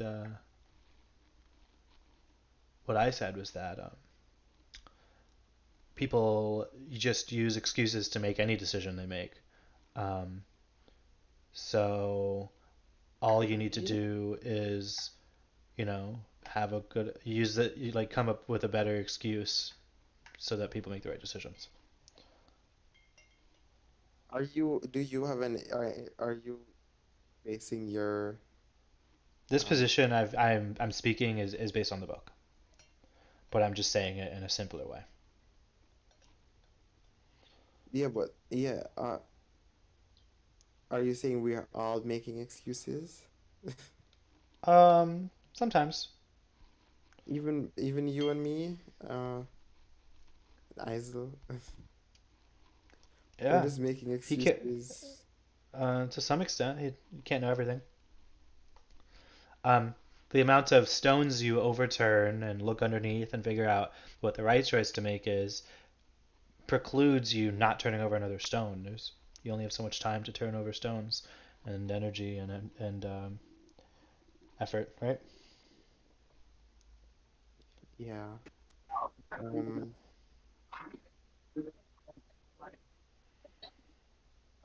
I'm not sure. Yeah, You yeah, that's true. That's true. Although that doesn't mean I can't turn over the stone later. Yeah, but in the I'm meantime, kind you're of, using an excuse to make that decision. So it's not necessarily yeah, bad or good, but I think it's true. yeah, Is that good? okay. Uh, it's a thought. Uh, it's something I'm gonna think about. Um, Well, let's try to get through this book. We have like yes. 2 hours. I think it's possible, but we'll just have to go a little bit quicker. Yeah, we just have to read more, or maybe read, focus on the reading, and then maybe make notes No, no, no. We for can con. stop, but we could. It's better to stop and talk. It's just try to go a bit faster. That's all. Whatever. Um, Unit. you want me to go? We neither Yes, have. yes. Okay, I lost track. We neither have Many an of in. us. Uh, hmm? Are we not on the? We neither have an instinct to avoid eating food. That. Oh, yes, yes. Okay. Many. Sorry, you tricked me. We neither have an instinct to avoid eating food that directly poisons us, nor to refuse to eat food as a matter of moral principle that indirectly entails cruelty. Suffering and devastation of the world's eco- Suffering and devastation of the world's ecology. We have an instinct to refuse to be circumcised, and an instinct to refuse to torture someone, to refuse to burn them at the stake, and so on. But these instincts are easily overcome by ideology. It is enough to tell someone a story just a few sentences long that will justify all the evils of religion, communism, fascism, and myriad forms of tribal brutality that have no convenient name. Many of us would like to imagine that humanity has a generalized instinct to act in the interest of the greater good, quote unquote, leading us to accept, without evidence, that our species therefore has a more specific instinct to avert global warming, to have fewer children once we're all aware of overpopulation, and so on. This formula can be abstracted into a sort of minimalistic instinct to buy fewer cars, etc., in the name of this greater good that everyone is supposedly aware of, and that we are expected to respond to with an instinct as immediate and innate as the fear of snakes. I would call this theory biological minimalism. The delusion that humanity has an evolved instinct to save the world through their consumer choices, with veganism, of course, being the most significant choice of them all. The situation we are now in is the diametric opposite. Through self-discipline, people can overcome their fear of snakes, and veganism, likewise, is something accomplished through self-discipline, but perpetually opposed to our evolved instincts. If it is effortless for you, that is as politically irrelevant as a master pianist saying that it is effortless for him to play the piano. If philosophy is the queen of the sciences, then laziness is the queen of the instincts. There never will be a natural instinct to play the piano, not even with another million years of evolution, any more there any more than there will be a natural instinct to favor veganism or ecology. The most fundamental problem of politics is accomplishing the tasks that nobody wants to do for the benefit of all. When we desire a distinct outcome but cannot voluntarily endure the intermediate stages of misery that separate us from it, we contrive some sort of government to force us through the process step by step. We have no instinct for building bridges. We have governments that force us to pay taxes, and they use these taxes to pay for the blueprints, planning, and construction, with or without some degree of democracy to ascertain, quote unquote, the will of, quote unquote, the people. Before the bridge is built, if we had the instincts of bees, we could build a hive of houses and roads and sewage pipelines and electrical wiring to connect them all, without any government to legislate and regulate our quote unquote natural industry. Instead, we are a breed of bees that expects the hive to be built for us, while we do nothing but pay taxes. Government is required at every step and stage of the process, whereas our intelligence, morality, initiative, and industry is not. People want to live in houses, but do not want to think about where the electricity comes from, nor where the sewage goes when they flush the toilet. They do not even want to know the name of the department where these decisions are made on their behalf, nor to democratically be involved in its deliberation. Uh, and the exceptions are people like myself, who are not merely regarded as eccentrics, but as eleutheromaniacs, for trying to politicize what the vast majority regard as apolitical. They are happier having someone else decide where the bridges should be built, but how much they should cost, and so on, without the slightest curiosity about the details, unless or until a huge number of people should die, when it turns out that the wrong decisions were made and one bridge has collapsed. And one of the bridges. So too must most people have no interest whatsoever in the morality or ecology of their diet, because they assume that if the bridge needs to be built, someone in government will do it for them, even if we're talking about a bridge from one epoch of human history to the next, correcting the ecological errors of the past 1,000 years and ending forever the threat of global warming. Do you have any thoughts? We live in Oh, no. Okay. Mhm. Thoughts. When they come up, I definitely will share. Okay. Good. Uh, you have any? Um, no, just kind of a little bit on human nature there. I don't disagree. I think it's well stated. Whatever. It's interesting the point about s- the assumption that we have an instinct to The end is really filter good. things. The ending of the paragraph where he says, so too most people have no interest whatsoever in the morality or ecology of their diet, because they assume that if the bridge needs to be built, someone in government will do it for them, even if we're talking about a bridge from one epoch of human history to the next, correcting the ecological errors of the past 1,000 years and ending forever the threat of global warming. That part's really good. But, yeah. I mean, the rest is good. I mean, this part is like applicable, sort of. You know, it's the conclusion, so it's usually like, well, it's good. Yeah. And the part about apolit things being politicized, that they're apolitical or being accused of politicizing what is assumed to be apolitical. That's basically how people don't really see how politics is in affects basically every aspect of their life, even that they think about. Yeah, we we live in an era where when the most fundamental problems of political science have been solved, and even worse, they have been regarded as settled for several centuries in a row. As a result, there is tremendous public passivity and even disbelief that there could be any social problem requiring the direct application of our own intelligence, morality, initiative, and industry. Heroism is dead. If you tell people there's a dragon that has abducted a princess, they'll tell you that their tax dollars have paid for someone in a suit and tie to take care of it on our behalf. A huge percentage of the public will dismiss the most basic premise of veganism with an insistence that if it were true or if it mattered at all, the government would take care of it. What they believe is not what they believe is not that vegans are capable of drawing attention to as dire and dangerous as a dragon, but they cannot imagine that it is our problem, entailing some kind of self-discipline, even heroism on our part. They have an underlying faith that every significant problem, for a significant social problem, sooner or later will be solved by the government, or else it will be exposed as baseless hysteria and be forgotten about. If meat and dairy were really as asbestos, the argument goes, the government will take care of it eventually, as they did with asbestos. Eventually.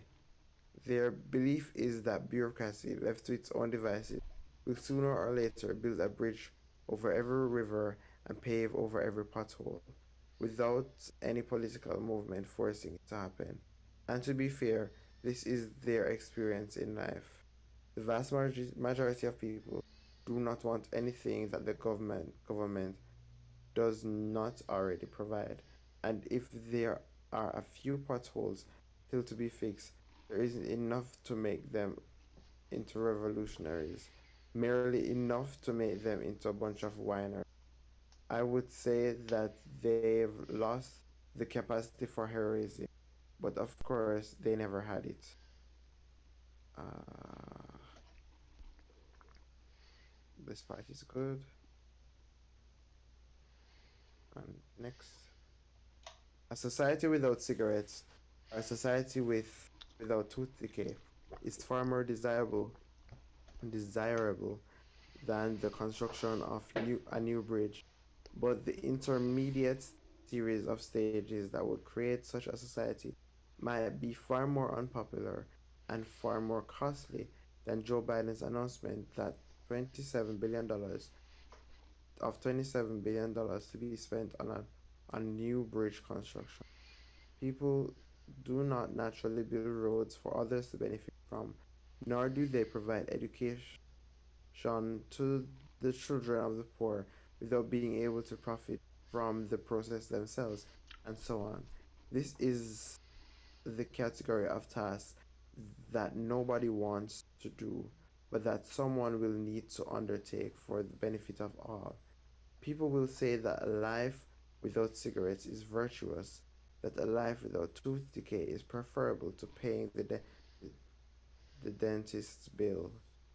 But this doesn't mean they have an instinct even to take responsibility for their own sobriety and dental hygiene, let alone to help out millions of others without profiting from the process themselves.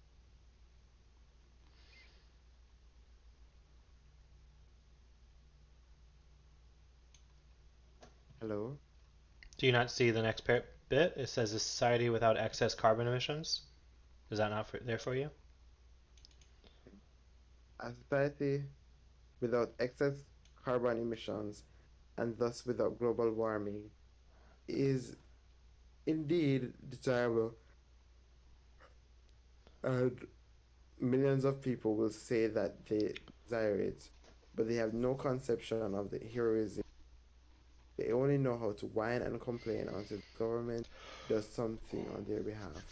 Look at them now with their cardboard signs. Every single slogan could be summarized as somebody should do it for me. It's this is nice. Uh, let me highlight this. It it does not occur to them that their own intelligence, morality, initiative, and industry will be called upon in slaying the dragon. It does not occur to them that they are the heroes in this fable. Personal initiative has become disassociated from political progress. The so-called leaders are merely the leaders, the chorus carrying cardboard signs. They are they are the first among beggars, as they beg the government and the bureaucracy to solve these problems on their behalf. Nobody is concerned that a Caesar or Napoleon will rise. Nobody is concerned that the next guillotine will be set up by these revolutionaries. And indeed, there is no reason for concern, as it is an utterly phony revolution. Okay. Do you have any thoughts about what you've just read? Uh, I agree. That's all I can say. Hard agree. Hard agree. All right. This part is very much It's an extension of the good. argument being made earlier, but that's good. It is. It's weird to me how I have arrived at the destination without going through. Any sort of argument, Uh, or it didn't feel like you were like getting ripped in two, you know? yeah. Um, I didn't like. I totally was on board with this before. Like I made this observation. Um, like 6 months ago. I was like, people more than 6 months ago. People um want things to be solved without doing anything themselves. Um, to work towards the solution, not in the small arena of their life or to make changes, not in their communities, not in their government or society, politics. Hmm. Most people want to do like nowadays. People see protesting as a sort of that is the extent of political action. People want something to change. Let's protest about it, and nothing. Then they need to do nothing, and it's so stupid to me. Hmm. Somebody should do it for me. I don't need to do anything. Pay your taxes. um, But then at the same time complain about paying taxes. Why not about paying taxes, but demand that the government do it? Like, does everything for you. if I pay my taxes, the government should listen to me. Yeah, and they don't, and so why? What's the point? Yeah. I Um, mean, you could at healthcare, this new movement for healthcare as a human right. It's it's completely like I have no problem with healthcare being a human, but I just don't see why uh, we're giving the government this responsibility for health when we ourselves don't make decisions that are not obligated to make decisions that are good for our health. Like people still the same people who demand healthcare as a human right, right? A lot of them smoke, a lot of them use drugs and alcohol, and eat high cholesterol foods, a lot of fast food and stuff, and still demand that the government pay for their healthcare bills when their choices um, catch up with them. in a way, you still end up paying for them if you have insurance, but yeah, it's just Yeah, the way the system's built. But yeah, but putting I the mean, the mind is healthcare as a human right, regardless of insurance, regardless of um, should just be that I can walk into a hospital with whatever sickness and get healthcare. Um, at least that's what I've gotten from people who've been advocating for healthcare as a human right. The human right part does entail that um, aspect of you don't have to do anything, yet you don't have to pay for it. You don't have to be you're entitled to just by nature of being human, nature of being not, and you have there's no obligation or expectation or responsibility on your part to do anything to ensure that you don't get sick in the first place. mm,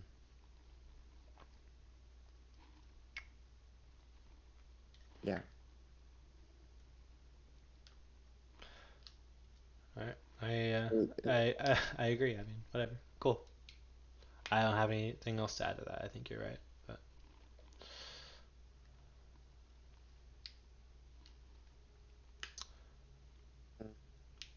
You're gonna read? No, I think we're at Yep. I'm just taking a second to working. pause. In working against stupidity, there is no progress at all.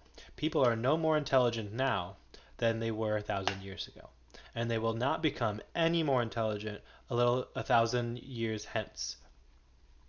Working with stupidity, yes, some sort of progress is possible, but it is the bittersweet success that a musician must face when his art, for so long ignored, is suddenly appreciated as genius, when it becomes background music in a blockbuster action film. Whatever you thought was brilliant about your work can only be appreciated when it becomes indistinguishable from stupidity of the crowds that adulate and appreciate it, when it becomes background noise for the kind of nonsense that makes idiots feel good about themselves. And this is the definition of entertainment. That is, that it makes stupid people feel wise. Even in comedy, when a joke is made at their expense, the crowd feels as if they're wise enough to have a laugh at their own foolishness, and are so flattered even by mockery. That this is not an evanescent problem that will be forgotten at the dawn of a new day of humanity. Stupidity is not some dark cloud that will soon pass away. It is the sun. It is now and forever the dominant force in our solar system.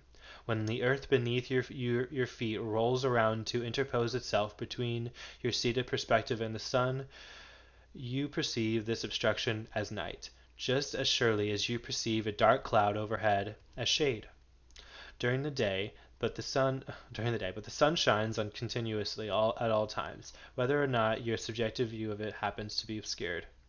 In Buddhist culture, the hunter was regarded as the most despicable of people, and was even pitied for having been born into the circumstances that led him to this profession, whereas Christian and Muslim cultures regarded hunters as the most admirable of men. The masses of humanity remain equally stupid either way, but the progress of culture provides them with the fables that gradually make one kind of wisdom or another seem compatible with their own stupidity, compatible with their own self-interest, as the as the right wingers like to say. In one culture, these fables train the masses to regard the hunter as a pitiable sort of villain, whereas in another culture, we're all led to regard him as an enviable sort of hero. The blood and the filth of hunting is just as despicable in every cultural context.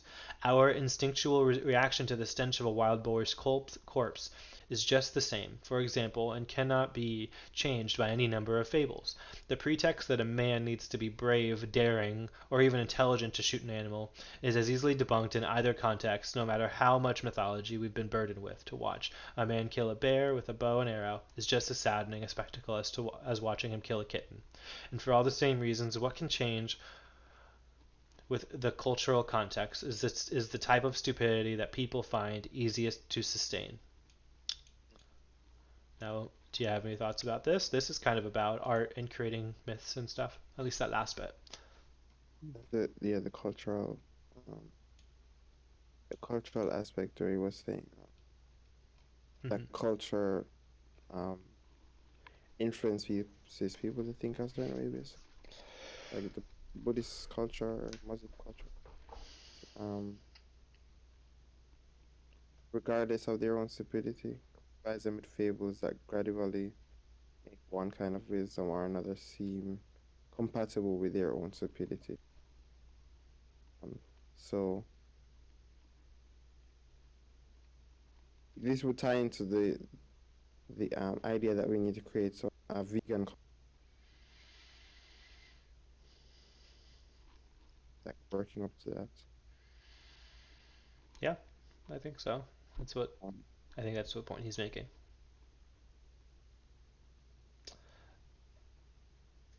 are you hearing me? Yeah, I said, yeah, I think so. That's the point he's making. Yeah. Mhm.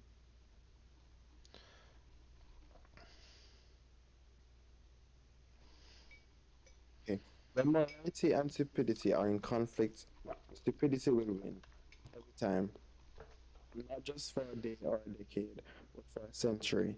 When being good is the stupidest thing to do, the dominant majority will be good. But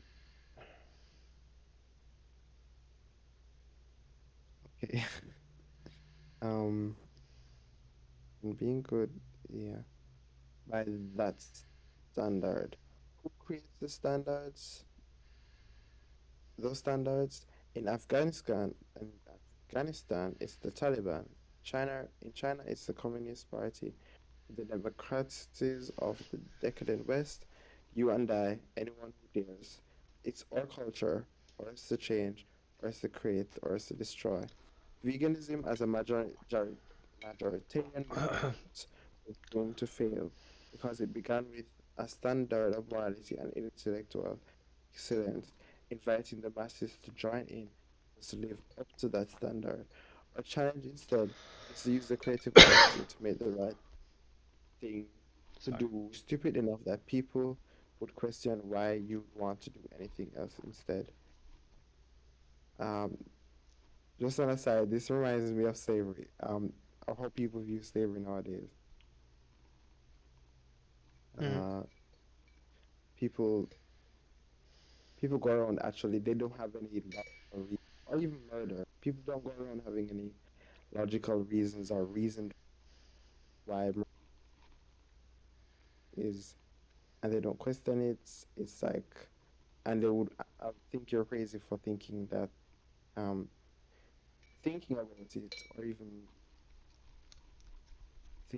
thinking anything that thinking to do anything else. And Um, yet people yeah. think that veganism um, will become the dominant culture through the same way slavery was created, or slavery, the abolitionism was made to be the dominant culture, and so it's interesting. And in some ways, it will be, but people have misconceptions about how abolitionism was made. So, Mhm. um, yeah. Yeah, the Anyhow, misconception is that people went door to door and were like were on the streets arguing with white people about or who were the who were typically pro-slavery.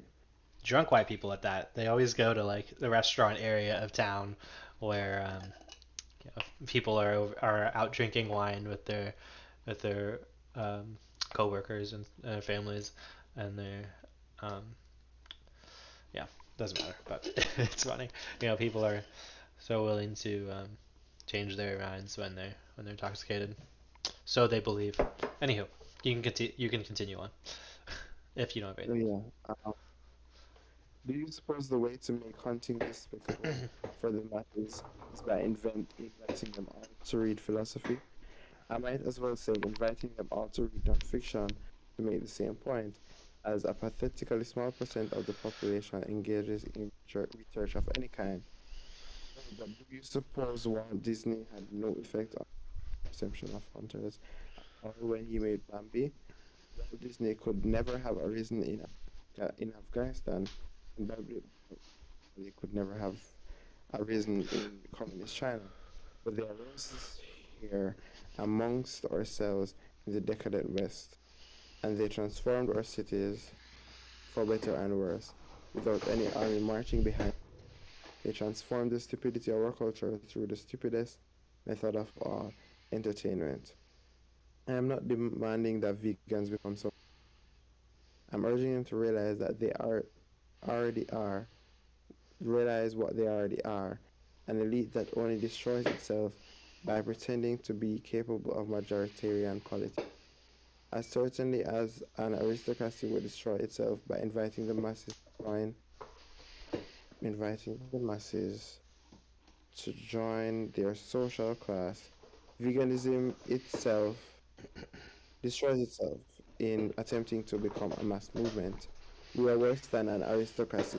We are not distinguished from the masses by a special title, nor by a special education, but by a kind of desire, and this is the most invidious and resented equality, inequality of all. It is as foolish to pretend we can share our talent with others as it would be for a professional basketball player or a great musician. It is the desire that exists before the talent is developed that we have and they lack. They can buy the instrument, they can buy the education, they can buy books, and they can buy the credentials, and they may even, or better, may even,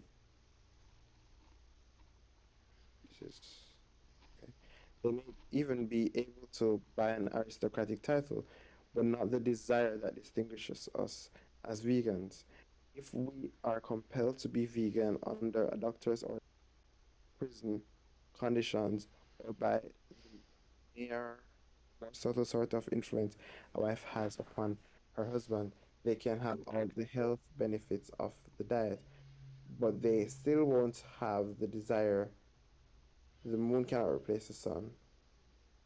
The doing the best you can is ethically simple, whereas winning is complicated, but that someone else must lose. Deserving to win is more odious still because it does not merely entail that you are strong, but that someone else is weak, or at least that nobody else stronger than yourself was present to deprive you of the status of deserving, which is quite a different thing from the victory itself. Veganism is not a matter of doing the best you can. It is a matter of winning while others lose. We have not invented. It is not the case that every new light bulb is reducing the number of, so that everyone eventually will share our new light. The reality is instead that our light is someone else's darkness. They will despise us forever because hatred for someone better than you or someone who wins and deserves to win is easier than accepting that you are. The point of being an aristocrat is not to make everyone else into an aristocrat. The point of being the point of being a vegan is everyone else into a vegan, given that we will forever be a minority and an intensely despised minority at that. Please ask yourself, why do you want to be a do no? Please ask yourself, do you want to be a powerless minority or a powerful? Some of you I mean, will have figured this yeah, I out. think you're good. Yeah, you've read plenty. I mean, do you have any thoughts on what you've read? Actually, I think I've read this part before. Um, Or it's been quoted to you in different pieces, yeah, yeah. so it was really familiar. Um, do you feel different about it now reading it in a little bit more context, having been led there?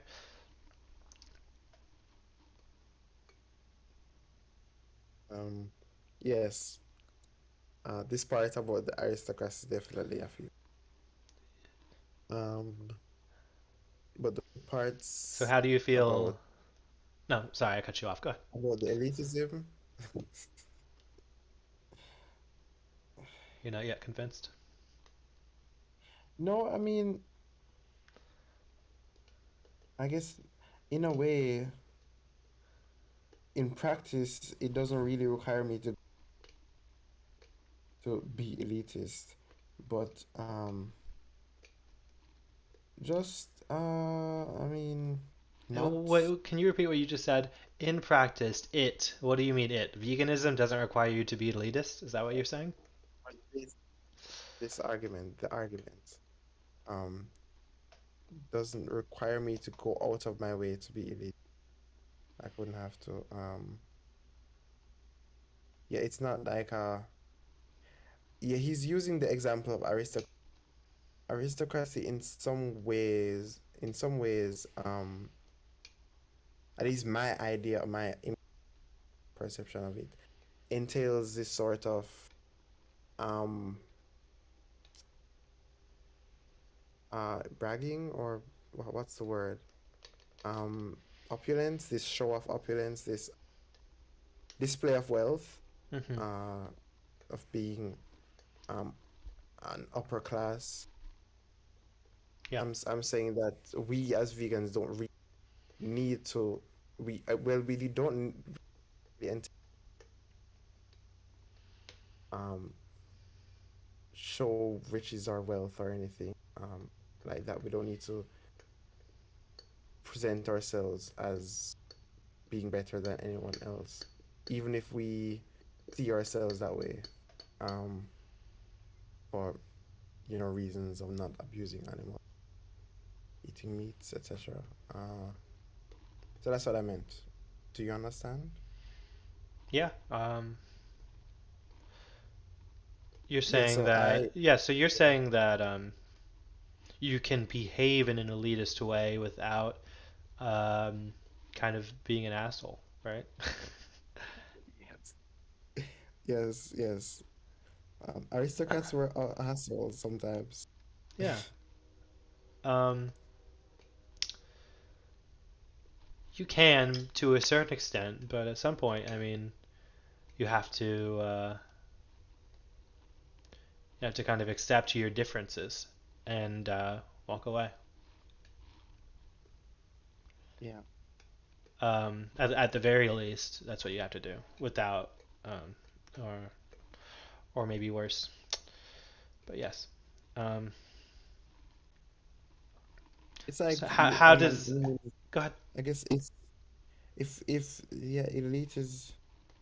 I guess it's not really elitism in the traditional sense. Well, maybe it is elitism in the traditional, in the sense that like he's saying, we are like an artist or football player or intellectual, like a scientist, philosopher, researcher type person. Um, but it's not elitism, as it's spoken of. No, it's not going out of your tell people that you're, or show people or brag about being better than other people. Um,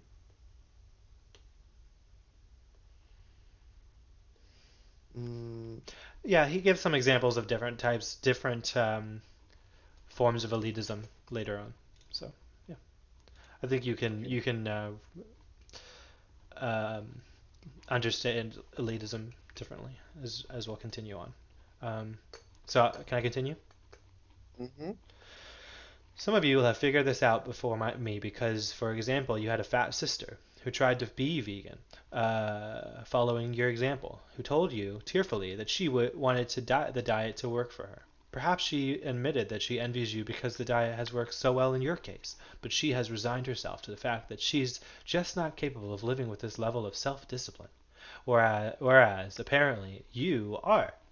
Perhaps a fat sister, perhaps a gaunt grandfather, fat or thin, young or old, some of you have seen directly the resentment of people who wished they could be vegan, but now they feel as if this were a wish some supernatural power failed to grant them.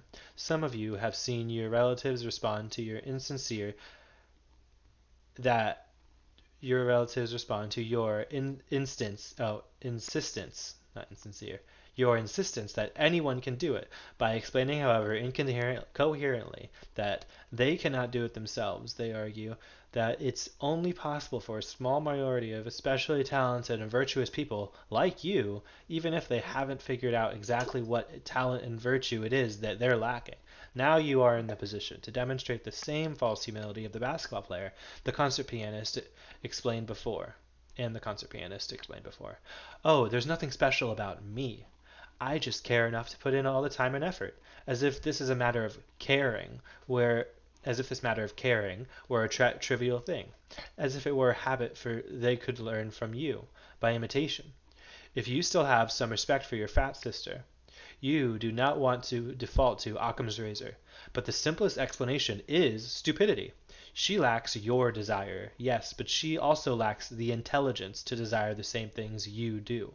Even when the advantages and all the moral and ecological arguments have been demonstrated to her.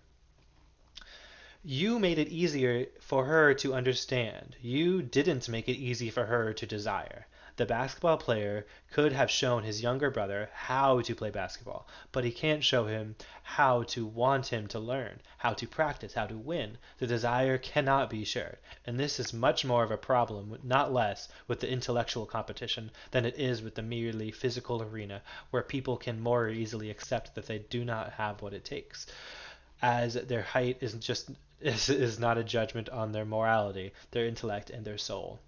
These situations are made more agonizing and more instructive when you realize that this person tried to be vegan because of your influence, and they've quit because they've realized that they can never be your equal. I didn't have this advantage. I didn't have a fat sister or an ailing grandfather who struggled to be vegan but failed. Perhaps if I had witnessed the process of quote unquote conversion and deconversion up and close, I could have figured out the riddle of vegan politics several years sooner. That the most basic premise of veganism as a majoritarian movement is both strategically and morally wrong. For many years, I wanted to believe that veganism was something that stupid and lazy people could do. I wanted to believe I wanted to believe it could be done, dumbed down, to become something appreciated and implemented by the most shallow and insipid among us in a way that no other philosophy could ever be, in a way that Buddhist philosophy, for example, could never be. I wanted to believe that veganism didn't require any special talent or desire on our part so that it could stand a chance of quote unquote winning in that aeons long popularity contest that defines and redefines cultures. I didn't allow myself to believe that it required an extraordinary intelligence or effort because I knew that an ethical principle the vast majority of people were incapable of practicing would be doomed to failure, especially if it were because or being presented as the moral baseline, quote unquote, for civilized life in the centuries to come. I'll keep going. For many years, my perception of the problem was skewed by the contrasting experiences of the movement I'd been involved with, but in the movements I've been involved with. Immediately before the politics of the Korean Ojibwe, jeez, for example, there was a fly flying around my face. For example, are exclusive and elitist in obvious ways that veganism is not. I remember a traditional dancer complaining that the winners in the Cree dance competition were selected on the basis of their bloodline and not on the quality of or artistry of their performance. He had traveled coast to coast and had seen the judges questioning the contestants to establish how many chiefs they were related to, who their uncles and grandfathers were, then assigned the victory to the dancer who best represented quote unquote the lineage of the particular dance, reflecting an untranslatable sense of what quote unquote tradition is supposed to mean, and of what it was exactly that these festivals were supposed to preserve. His complaint was that the quality of the dance and music would inevitably deteriorate as a sort of aristocracy was created by those who were born to win, simultaneously discouraging those who were born to lose. Very few people are born Cree. Very few people who are not born Cree will ever be accepted by a Cree community to an extent they will allow them to be involved in their politics, although very few try. Do you have any thoughts? I'm just amazed, and I guess I feel like you when you first read it, right? Uh, It is so different from what every vegan says. yeah, but even what Isaac used to say, and he's admitting that he thinks differently. Um, he wanted to believe that it could be dumbed down. Veganism itself could be dumbed down. Um, that it could become something that could be appreciated and implemented by the most shallow and insipid Yeah, among. too stupid. Too stupid. They don't have the desire, as he states. Maybe there's a better word for it, but I think the desire is puts it pretty well. Yeah, but he's saying that so only So, how do is you the feel about putting desire. on your vegan documentary movie at the bar? Oh, I probably would do it and then leave it at that. Oh, Like you were saying, whoever like whoever is gonna care whether that be because of, um, as you were saying, Yeah, whoever. intelligence, Yeah, I their said. I'll quote what I said in the message. It says, I can't no. Frankly, though, if they can't figure it out themselves, good. If not, then I know I don't have to waste any more time. You move on. yeah. Exactly. So you just you do the get your hands all dusted off and you move on, right? Um, Mhm. and in some ways, that's a really positive thing to be able to do. So you can pick up where I left off if that's good. If we're good to keep going. The Cree are not for forbidding or difficult to cooperate with, but they are tired of the promises offered by Christian missionaries and anthropologists alike. They suffer from a kind of humanitarian that was already familiar to me from my years when I first arrived in Saskatchewan. Too many charities representing too many political have already drowned them in grandiose claims of a better future than that never did materialize. Cree politics may seem to be more close to outsiders than, but the reverse is true. Cree remain open to help vegans are not. They do not expect you to become one of them, and they are not separated from you by the invidious notion that they are your moral superiors, nor vice versa, that you are theirs. Anyone can uh, learn the Cree energy, and having learned either language, anyone can get positively involved with Cree energy-based charities at any level. With political entanglements ensuing thereafter, whether you want to be entangled or not, it is it is it is it is difficult. Let me just see. Okay. Uh, it is difficult to exaggerate how much more successful I would have been if I remained involved in politics for the last 10 years, instead of cutting it off entirely. But I admit this is presuming a definition. Although those help who can help despair that the creed need more, they do not realize how precious it can help at all, and that they are aware that they can. By contrast, by contrast, incredibly few can contribute positively, and sadly, the few who can don't know who they are. It certainly seemed that I had escaped from a series of elitist and exclusive movements, indigenous studies, Buddhist studies, humanitarian work in Cambodia, etc., to enter into something far more populist and participatory, participatory than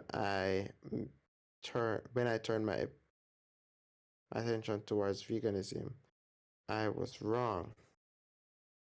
There's a difference between those who want to win and to deserve to win, quite independent from variables that determine the winning. In business, for example, would you rather do all the work necessary so that you can say that you deserve to, or would you prefer to actually be successful even if you didn't deserve it? In the context of any given contest, would you be more interested in being able that you deserve to win than in actually winning, even if someone else deserved the victory? I can say that I want you to be vegan, but the truth is, I want you to have the intelligence discipline to be vegan for the right reasons. I want those reasons to be your own, not mine. I don't want you to imitate me, be compelled by me. Uh, I want you to be intelligent enough to really understand what it is that I desire and to and to then desire it on your own reasoning, on your own, reasoning it through according to your own philosophy or anti philosophy. I want people to come to their own conclusion on the basis of their own reasoning, and I nevertheless hope they will end up being correct by my own standards without submitting to my authority. I neither want their submission out of blind faith nor out of cynical deference, and so I shall be disappointed more than 9 times out of 10. Do you want the vegan movement? Are you willing to be part of a movement dominated by people who happen, but who, in this sense, don't deserve to be vegan? Are you willing to take orders for people who are for the wrong, who are vegan because they're blindly following another person's reasons, or who have no reasons at all? My background. Give me a second. Yeah, I guess you can continue. Yeah, I'll keep going. Read. My background as a scholar of Buddhism is more salient here than you could possibly know. There are Buddhists who joined their religion for the wrong reasons, because they were blindly following another person's reasons for no reason at all. I was charismatic enough to bend such people to my own will, convincing them to see the truth in my own way of thinking. But my charisma could not compel them to exercise their own will and sort out their own truth through their own way of thinking. It is one thing to convince someone that you should be allowed to do all the thinking on their behalf, and it is quite another to convince them that they should do their own research and develop their own informed opinion. The mentality of the cult follower was totally alien to me when I got involved with Buddhism, but it was sickeningly familiar to me by the time I quit Buddhism and got involved with the vegan movement. I didn't quit because something was wrong with Buddhism, but because everything was wrong with the Buddhists. As people, and I have had to quit veganism in the same way, repeatedly complaining that there is nobody within the movement that can think for themselves. I could relate this back again to the allegory of the fat sister. Imagine that you had a sister who tried to imitate your research into Buddhist philosophy, history, and politics, but who ended up furious with herself for her own weakness. All your attempts to reassure her that she can do the same things you've done yourself. It's easy, quote unquote. It will be received with this same embarrassment and exasperation. You're demonstrating the same false humility as the concert pianist and the basketball champion, even if you, in your religious fervor, think of yourself as being entirely sincere.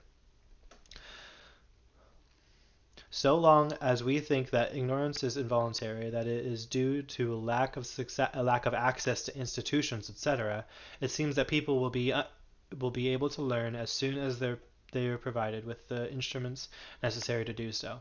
But once we've admitted to ourselves that their ignorance is voluntary, we realize that the desire to learn is everything, and the instruments are nothing. I say again, you can make it easy for her to understand, but not easy for her to want to understand.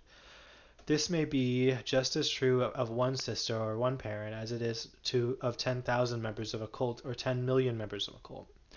Many of you holding this book Many of you holding this book now know how hard it is to accept that your brother, your sister, your husband, your wife, or your best friend from primary school will never be intelligent enough to understand what it is you desire, and then desire it for themselves, for their own reasons, coming to their own conclusions, not merely mimicking yours. How many housewives are there in the world today wishing that their husbands would develop their own autogeneous interest in the yoga lessons they attend together, rather than just grudgingly coming along for the sake of the marriage? You could replace the word yoga in the sentence with the names of innumerable religions, political movements, and ideologies, not just hobbies or sports, and come up with a similar sort of answer. At some point, the initiative has to come from him.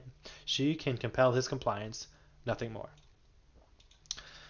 Probably 50% of the students in every yoga class are not sincere. Are not. Hold up. Probably 50% of the students in every yoga class are not sincerely interested in learning yoga. And in every classroom I've ever been in, far more than 50% of the students did not want to be there. Learning Chinese, Laotian, Cree, etc. Under compulsion, they will learn without sincerity because they learn without the requisite desire, if they learn anything at all. What percentage of the people who think of themselves as vegans are, in fact, not sincerely vegan at all?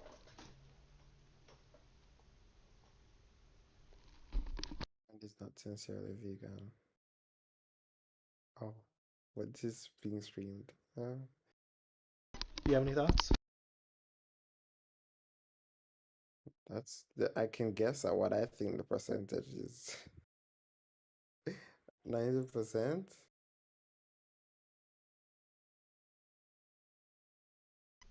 I don't know. Does it matter? Like, I mean, is it a large percent or a small percent? Large. That's Okay. all that matters, right? Yeah, like we don't need to do some calculus and figure out how many vegans are true vegans, you know. Mm.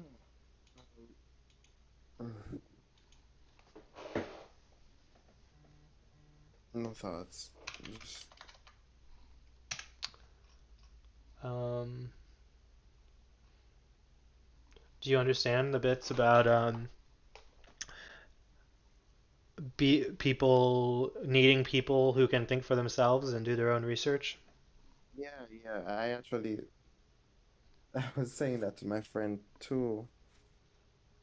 They were saying that I make them not want to be vegan when I talk about veganism Good. because well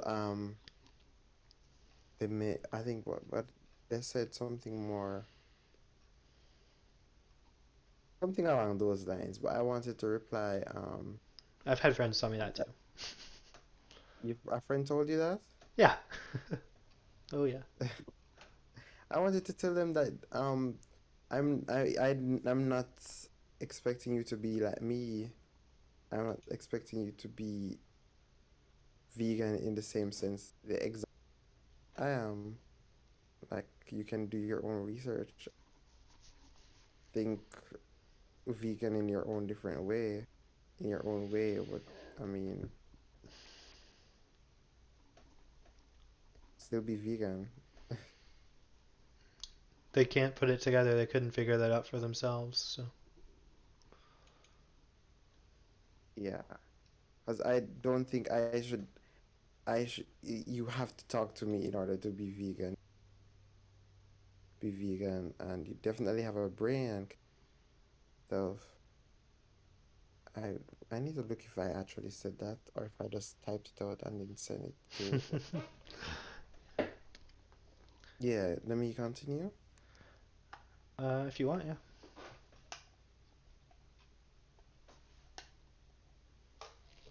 Where were we? If these same people that you love and respect were incapable of sobriety, that's the first words in this sentence.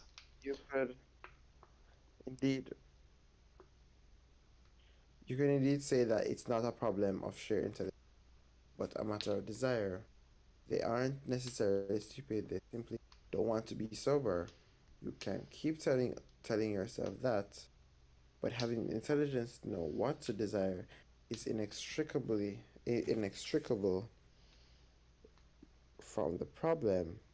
If your sister is too stupid to want to quit drinking, or if she's too stupid to want to quit gambling, she'll never understand what it is that more intelligent people desire about a life of sobriety and self discipline.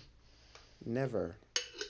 Many of you reading this book know the bitterness of looking at your own girlfriend, hu- husband, or wife and feeling fully the disappointment of this never. Admitting to yourself that it is not someday, not eventually, that they will understand, but truly never. And any semblance of understanding you can, in fact, be a matter of compulsion and compliance. It will be a kind of submission, not a demonstration. An elite that is open to all is nevertheless closed, everyone incapable of joining it.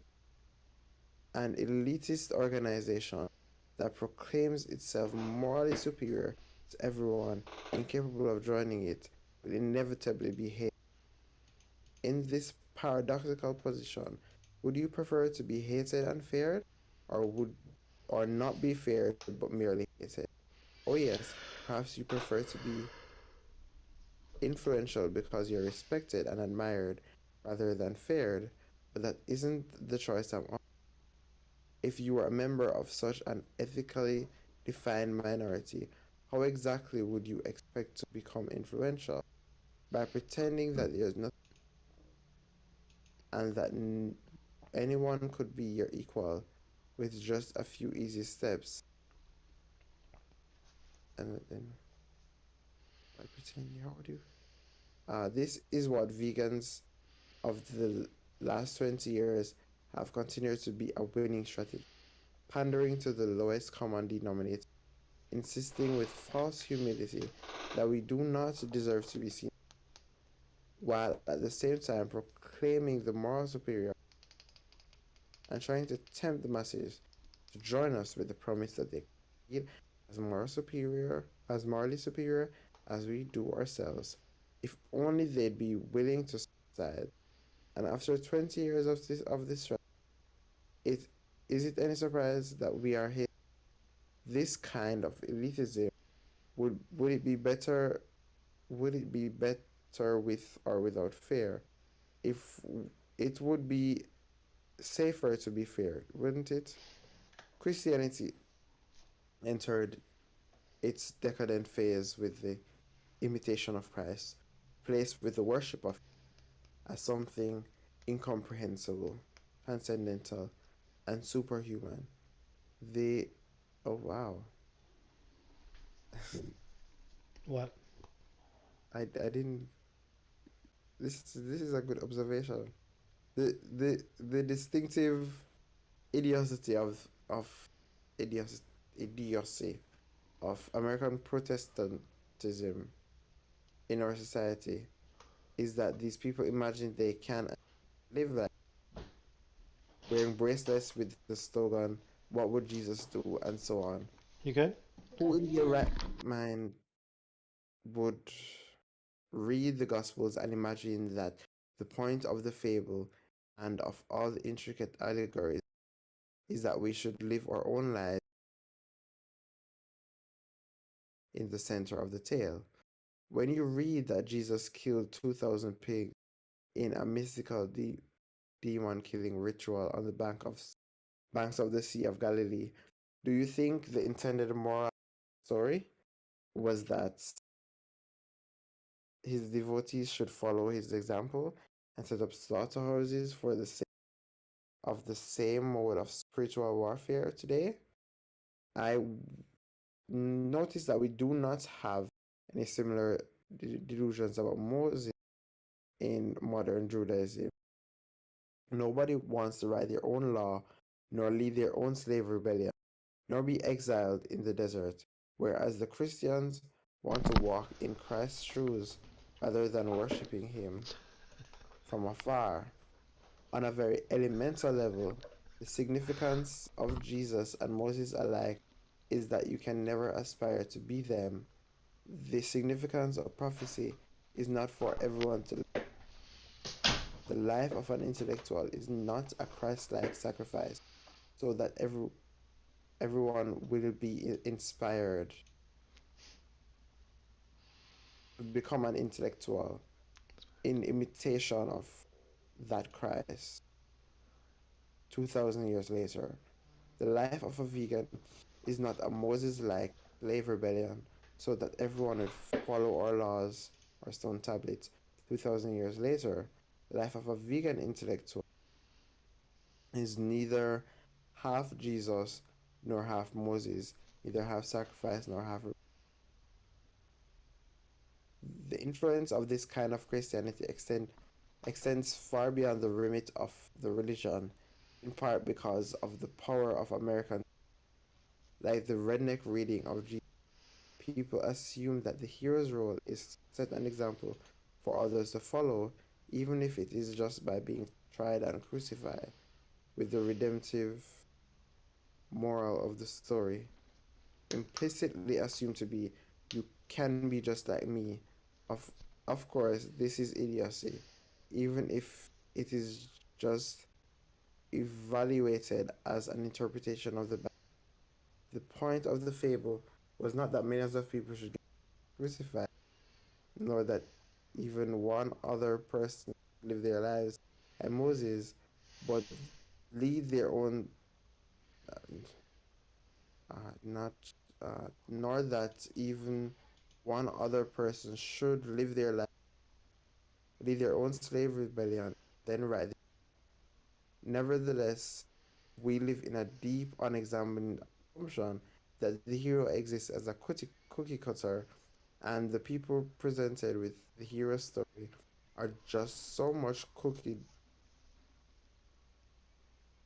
and the people presented with the hero story are just so much cookie dough. It does not occur to us that we should appreciate a hero precisely for the ways in which he is alien to us. His strangeness makes him special, not his similarity to our own struggles. It is precisely because he did something we could never do that we are supposed to worship him as a god, not because we find him really. There is a grotesque sense of, and it should be Christians rather than atheists who complain about this tendency. There is a resistance to looking if he is actually supposed to be superior to ourselves. We must be reassured that under the hero's mask or under his crown of thorns, he is a mortal and flawed. He is as mortal and as the members of the brain, as if to say, if he's not one of us, and if we cannot be like him, why should we accept him as our God? In their egocentrism, American Christians come even closer to nihilism, even in the act of professing their faith. If we cannot become Jesus ourselves, we will not worship him. Okay. Fun fact, there's actually some groups that in South America, I think, they actually do crucifixions around, I think it's around Easter. Easter, yeah. Well, what do they Um, crucify people or corpses or? no, actual people, Oh, living people, um, and with real nails through the hands, um, and have them up on actual crucifixes in the sun for like a whole day, and then take them down afterwards, and they have walk around with the scars, these nail scars in their hand. wow. It's super interesting. They want But to become Jesus. yeah, they want to be like Jesus in the most literal way. Yeah. So Let the there was a birds pick Vice out their documentary. eyes. Ridiculous. It's really sad. Do you have any thoughts on what you read? It's just very interesting. Just Uh, really interesting. Okay. Um, Nothing I've specific? I mean,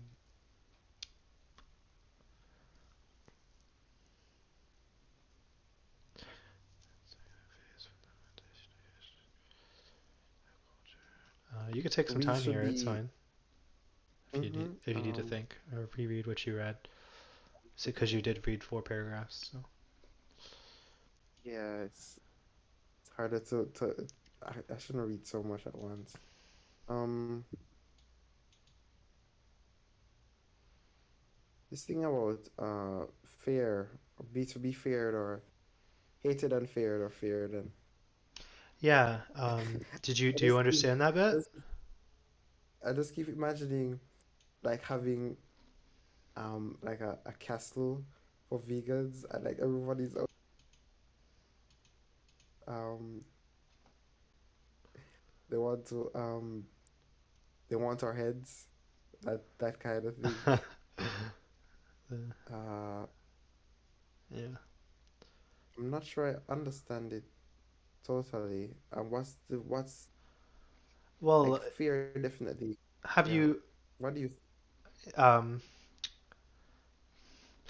do you know how when you speak to non-vegans, it's common for them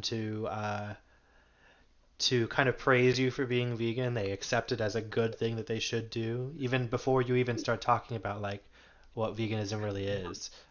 they'll just say, "Oh wow, you're vegan. That's so cool, right?" You know that feeling? Yeah. Um, Yeah. there's it kind of gets looped back in later about how people like fear Christ and oh, sorry, I should draw the line here better. Um, I think they kind of mythify non-vegans, and I'm sorry, they mythify vegans. Non-vegans mythify vegans, and Mhm. I think that's kind of the kind of fear he's talking about. How people are just kind of scared by the difference, like how different you are, how strange that how strange the idea of being vegan is. Um, that's what I think he means by fear. Um, that Or sort of mythification. afraid of what our existence means about them. Yeah, what it Um, means about themselves. Yeah, I guess. that's how I interpreted it. It only makes sense to me for somebody to praise you from the get. Well, it could be that the same kind of fear people have towards the elites, like the sort of childish conspiracy theories, where people think that there's some elite that is running the government, and in fact, um, maybe that's the sort of fear he's talking about, where like, oh, are you one of the elite, or should we behave as if we are one of the elites? I guess so, but not the same sort of elite that is like, drinking children's blood or something. Hmm. Um, Okay. yeah, Well, I think that bit about being feared is a little bit confusing and up to interpretation. But yeah. I'm not sure if it's supposed to mean fear in the same way that people say they fear God. Um, uh, God fearing, or if it's fear as in fear, fear of, fear of themselves. I was the real yeah, enemy all along. That's sort or of if maybe like fear of this. People have conspiracy theories. Maybe fear of um a cabal of vegans pulling the or strings yeah. Hmm. or Well, something like. do you have any thoughts on that paragraph where um, he says your girlfriend, your boyfriend, your husband, your wife will never um, understand what does he say? He says, Like, well, what is like we'll never the want normal to idea? quit drinking or never want to be quit gambling or Yeah, did I read that part? Oh, yeah, you did. Yeah. I read a lot then. Um, Yes. Yeah. Do you have any thoughts on that bit? you can Do you have have any it. thoughts like feeling like picturing anybody in your family as you're reading that?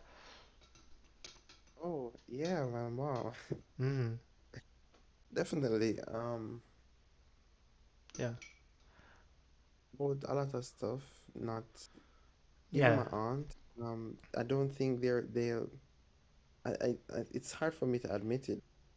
I don't think they're intelligent enough. I want to think that they're intelligent enough, of course, that they're intelligent enough to do the research, come to the realization that they shouldn't eat meat, you know, the f at least for their health, at least that much, and that they shouldn't participate in factory farming, whatever. Um, Hey guys, Yeah. Hey. hi, Melissa. What's up? I was just listening to you. I've got to do some stuff this morning, so I don't know how much I can participate. But I just wanted to say I did appreciate that about this section and what you're talking about here, Amarillo, because it's also for me been like that realization that it takes it takes intelligence that I thought everybody had, you know? Yeah, Yeah, but I've had to learn that. it's up to Yeah, Basil. Yeah. Anyway, continue. Yeah. They're just, I guess they're just not intelligent to be vegan. I mean, not intelligent enough to see certain things, see that what they're watching on YouTube is baseless and dumb. Like things about, like Dr. Berg, for example. And things about, what, the health fads, the health Oh trend. yeah. Yeah. Look, my brother Rob, he's got a PhD. I've always thought that he was a smart guy, but then, as I went vegan, he sent me this thing from Kurzgesagt. That YouTube channel Kurzgesagt in a Those, yeah, nutshell. yeah. Yeah, about like basically, well, veganism's not as good for the environment as you might think, and blah blah. And it's just like, really, this is what you're siding with. And it was just a moment for me, like, I've had okay, that there's sentiment there's too, something yeah. here. Yeah.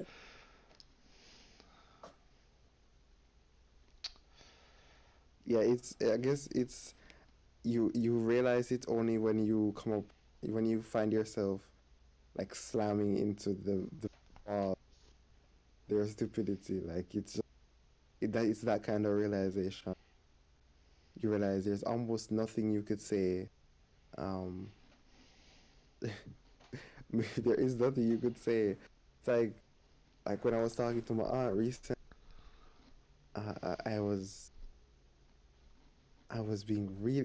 I was being so patient that I was hoping that just somehow I can through, but it's I could see this really like firm, uh, unchanging, unwavering belief, moderation, and the faith in the medical establishment, and um, that doctors know best, even when doctors are literally saying, you can you are telling people to continue eating meat, even though it's one of the leading causes of the disease. And even after explaining this is still her position. I mean, I felt like I did my best at explaining as best I could, and it was going nowhere. So I think I had to just accept that there's no getting through Yeah. to her. And it's very much the same with my mom. So it's hard. It's sad. I think it's just sad. It's very sad. Um, because I would hate. I think in 10 years, if the risk of bad health outcomes because of um these things that meet, um these things that they're too stupid to realize is stupid, um does catch up with them, does affect them negatively. And I have to, if I mean, my aunt, I was talking to her, she had a stroke, and still I'm sharing information, and I'm saying, please do the research, look at the science. She still has this sort of pseudoscientific or anti-scientific view on these things, when she's had a stroke. And I can't imagine if that happens to my mom, that she has a stroke or some heart disease related thing, and I'm gonna feel really, I'm gonna feel bad, even though there's no. Yeah, my mom already has those same sort of um, symptoms. So what can you do? She already is eating uh, a lot more vegetables than she used to, but um, it's, it's not. Maybe she'll put it up together, which she can eat like get the same sort of benefits you might get from a vegan diet without actually being vegan. maybe that'll be enough for her, but it won't matter. So, I mean, it will Yeah. matter, but it won't matter in the way, in the way it needs to. So, yeah, and I'm gonna uh, go to a meetup later today with potluck, and I'm gonna sit around and with with a bunch of people who are motivated for many different reasons, uh, to show up and be vegan, but oh, the nails in the hand too there. Wow, that looks very uncomfortable. Yeah, they're gonna be motivated for all these different reasons, and a few of them are there for the right reasons, and I just had to pick them out, and yeah, I don't know where I was going with that, but I'll keep reading. That's all right. Mm-hmm. Cool.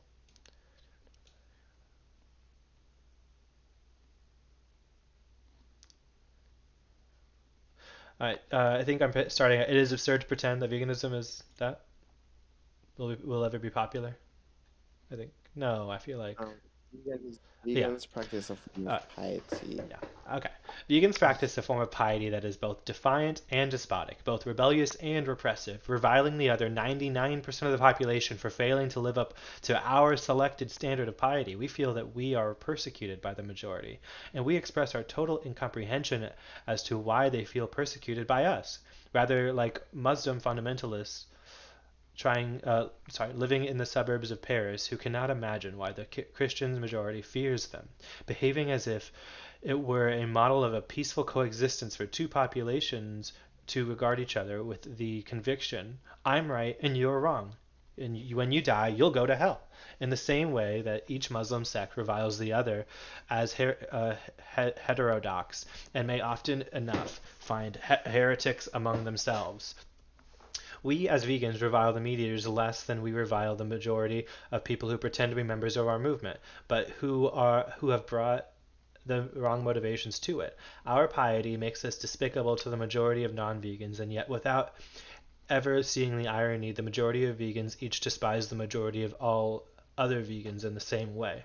The vegans who believe in meditation only accept other vegans who believe in meditation, whereas the vegans who believe in rescuing rats and raising them as household pets hate all other vegans who are willing to call an exterminator, so on and so forth, through the 10,000 tiny fragments, each of which believe there is only one sect that is truly right and will enter through the gates of heaven on Judgment Day. They are interested in being right, and that is their fundamental mistake. They are neither interested in winning nor in deserving to win.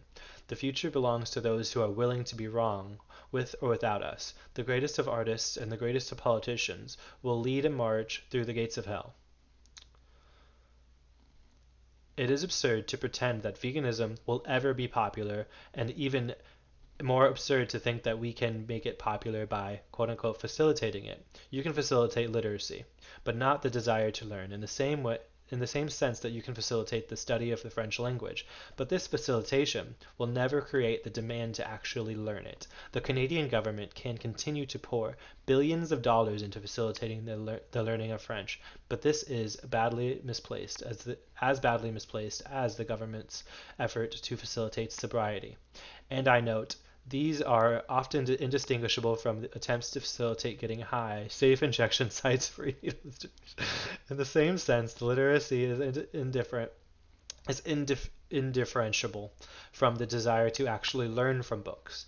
I will create the words sobriety and vegancy to indicate the mere ability to be these things as something separate from the desire to be them. The coinage of francophonacy might also be useful in Canada. We have achieved universal literacy and universal soberacy, but alas, we remain a nation of drunken clods who read a pitiful number of nonfiction books per annum. We have achieved universal francophonacy to inasmuch as Anglophones have the opportunity to learn the language and are nevertheless incapable of speaking French. The promotion of veganity will produce a similar sort of smokescreen. It will only make it harder for us to identify who within the movement is actually vegan, as opposed to the people who have been facilitated, quote unquote, into one sort of fake veganism or another. Facilitation is a losing strategy. Mystification would be better at this point. All right, do you have any thoughts? I can keep going. I like the words. You The like words. the words? The book The uses words. words good? Is that where we're at? Veganity. Um, No, you like the not just the words, but the concepts the new sort of language he's making about veganism. Um, I agree, and and I deal with that at each of these meetups I make. Yeah, oh my. yeah. This part of the book really strikes home for me. Um, I'll continue on. Every so often there's a Buddhist monk, famous and revered enough that millions of people would like to ask him a question, perhaps about doctrine, perhaps about history or philosophy, but perhaps about something far more petty and personal. How do you suppose they facilitate these questions? Do they set up a lemonade stand on the sidewalk and accept anyone who can casually stroll up to ask? I remember an elderly Buddhist monk as describing a temple to me, where the senior monk would only receive questions from people devoted enough to climb up an indescribable number of stairs, stopping to bow to a series of statues 100 times, each along the way. He knew the precise number of stairs and bows entailed by the process, and he described to me approvingly how one old woman who weighed over 300 pounds fulfilled all the same requirements as those younger and thinner than herself, before having her audience with the esteemed monk. This is mystification, rather than facilitation. I have no delusion that the quality of the monk's answers will be improved by this rigmarole, but I do indeed have the delusion that the barriers to entry will change the quality and quantity of the questioners. They make the questions difficult to ask, and therefore only deal with the questions that are difficult to answer. The obstacles increase the seriousness of the questions. Petitioners dare to waste the monk's time in asking. Or do you suppose these Buddhist monks should do the same thing we do as vegans and install an escalator to the staircase? Do you think they should facilitate any imbecile who has the most casual interest in our religion, but who hasn't made any commitment to supporting it as a movement, quote unquote, yet? Do you suppose we should waste cross-examination and debate from people who haven't even thought through the most basic premise of the thing being debated? Do you think that, Amaria? I'm just being funny. I don't know. No, no, no, I don't. You don't think that In our religion. we should um, we should make people walk up a flight of stairs to ask us a question about veganism? Maybe two. In the water It's margin, only, sorry, in the water margin, mhm. there's a bit in the beginning about how the government official has to eat vegetarian for like a period, like I don't know, like 2 weeks or something, on the whole trip that he takes to this monastery, um, before he can ask the monk questions about or try to get some blessing from the monk to remove this curse. Um, Mm. and so I thought that was a I don't know, an interesting example as well, although it's not mentioned in Eisel's writing. But, Mm. Uh, do you think that you should? make it harder for people to be a part of vegan Do you think that places. what? What's the question? Sorry. The question is, um, do we do activism at all, or do we or if Like, we do we do have, activism, what what does it look like? I mean, Activism in its correct sense, I guess. Yeah. Do we do that sort of activism? I think the answer is kind of obvious, but It'd be like the monks leave society basically and go live in the temple, right? um, On top of the mountain where they're well, we don't necessarily and have to do that, but yeah, that's an option. I mean we could there's we could do that. But yeah, I get in I kind of see that it's kind of like you're just um it's kind of like I would say maybe being yourself to filter out people definitely aren't people you don't want to be as friends. I maybe I can just share this example. So it took me a long time before I um accepted myself, and I'm still not 100% there. I find it even harder to be myself.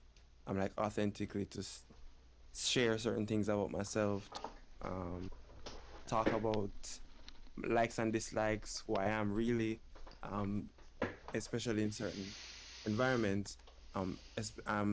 Particularly when I was in high school and college, I would self-censor basically, and the result of that would was that I ended up being surrounded by people who were completely stupid to me. I did not want to be friends with them, or I found them reprehensible, and all of them are homophobic too. And so I because I did not because I chose to self-censor because was to facilitate in this um in in in this way any imbecile, um I ended up creating my own smoke screen. Is that a good example? uh, yeah, I think so. It's pretty good. So I guess we as the vegan religion, we would want to. We don't need to. We can.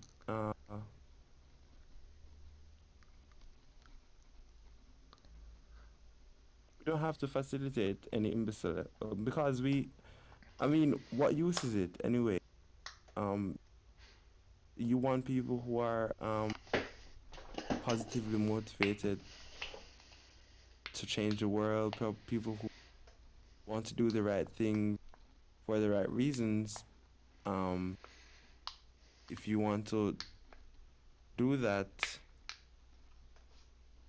then self-censoring or trying to appeal to aren't that is not going to really uh, create community, um, Or or it'll build. create a community of people who secretly hate each other, which is what I Yeah, yeah, have. that's It's kind of dreadful. Yeah. Nod and like, yeah, yeah, yeah. You got your cats and all your yeah, stupid. So fucking stupid. Yeah. Um. yeah. Um. Uh, Yeah. can I So, continue? I mean, we can continue talking. Well, this next paragraph kind of continues on the same point. Whatever. Let's just keep going. We'll have more time to talk. Uh. Yeah. If you want to read this next part, or I can keep reading. This is the advantage of placing your guru. Yep. That's where we left off. Okay.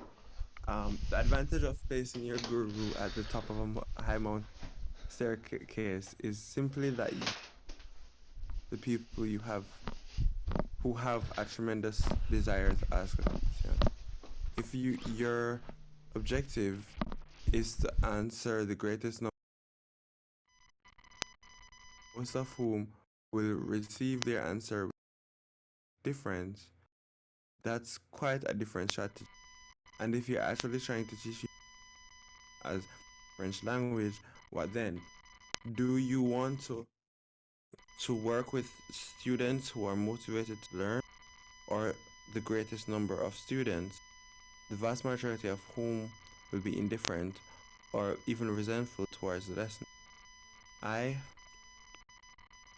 I haven't I have been in the position of speaking directly to the most senior monk in a highly esteemed monastery without any appointment on the account of the quality of books I was carrying in, and the scraps of my own handwriting in the ancient language Pali that demonstrated the seriousness.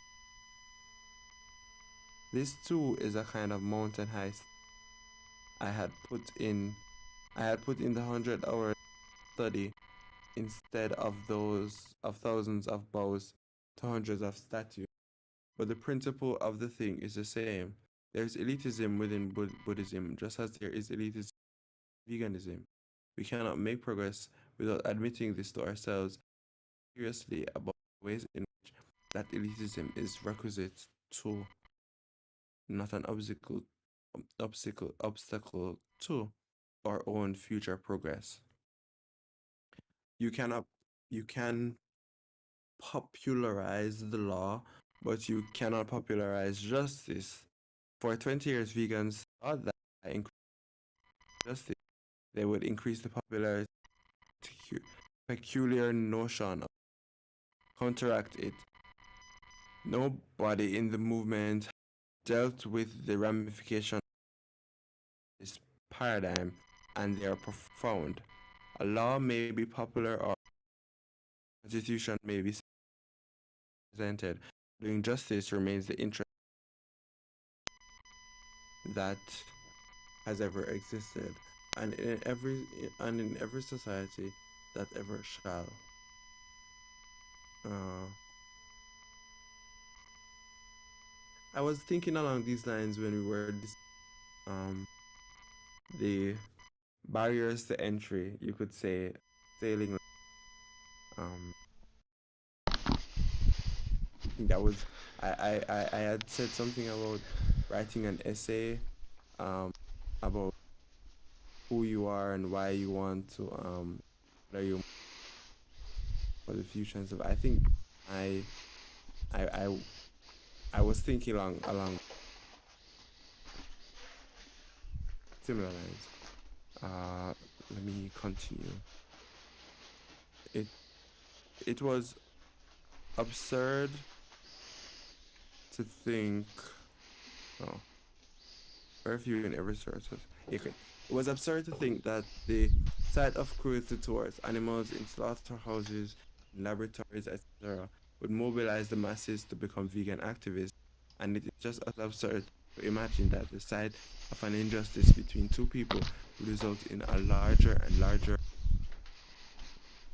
police officers, private investigators, anti-establishment barristers, or outright revolutionaries. The sight of water pollution never significant percentage of the population to become ecological, and it is indeed easier to videotape that sort of thing than police brutality. Conviction of the vast majority in relation to ecology and cruelty, police brutality, incompetence of the courts, etc., is that the unseen bureaucracy of our government, and therefore all we have to do is wait or possibly complain. Protesting on the sidewalk with a cardboard sign is not the doing of justice. It is complaining that someone else should do justice. No, some is not doing justice. That someone else should do justice on your behalf, with that someone else being the government bureaucrat, etc. Chanting a slogan in ecology, it is neither the science of the action and the fact that activism has become in this way indistinguishable from total inactivity is itself a damning indictment level of political. What people call radicalism today consists of complaining on the with the hope that journalists will make a new story out of it, then that politicians will hear, directly or indirectly, as it is represented or missed in the mainstream press. It is more radical to sit down with a sheaf of paper and write a science fiction novel than to stand on the sidewalk complaining that someone else should solve your problem. And of course, it is more radical still to solve your problems for you. Think about the influence the novel Dune had in the last and how much influence it will have in the next 100 years compared to all the nonsense that was put in prison. Dune was rejected by 23 publishers before it was finally distributed by a company that only produced technical manuals for the car industry, trade journals for the gemstone industry, and so on. Uh, thought the professional editors of literary and science fiction courses neither artistic merit nor commercial potential. If you think Dune is not right, example, an example, as its author certainly had no radical. Consider how it might read when translated into Arabic, Hebrew, Farsi, and Chinese. The book takes up more than 12 hours to read, even even if it's radicalizing it. Reader is minor. Contrast the depth and profundity of that 12-hour experience. Few minutes, few seconds of a stranger walking past a vegan protest on art changes the world as it changes people. Vegans wanted to change the justice to opposing justice to injustice without admitting to themselves that just special specialized trade rather than a universal concern or universal trait of the human species. Tell me what sounds more absurd to you. Universal literacy. Uh, imagine, yes, imagine if 100% of the population were trained, armed, and deputized police officers. Is that the universal and equality? What if 100% of us were employers? What then? If everyone took it upon themselves to sort, do you imagine that that would be a new Eden or one of the outer rings of hell? Of the people who think they can do justice, what percentage of them actually have talent for? Percentage of us would make terrible police officers, lawyers, and so on. What percentage of us think we want justice, really want revenge? What percentage of us leap to the conclusion that we know what justice and injustice are with the most shallow assessment, few seconds of never cultivating attached intellectual character that the doing of justice really requires?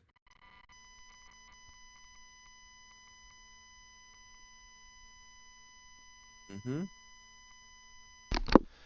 You have any thoughts? Uh,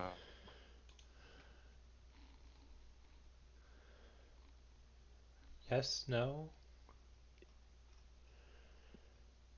art changes the world because it changes people. Okay. Uh, I didn't think of Dune as I never thought of the effect Dune might have had on uh, society. Uh, Hmm. Probably because I have not read the book. Um, I've only watched the movie. Hmm.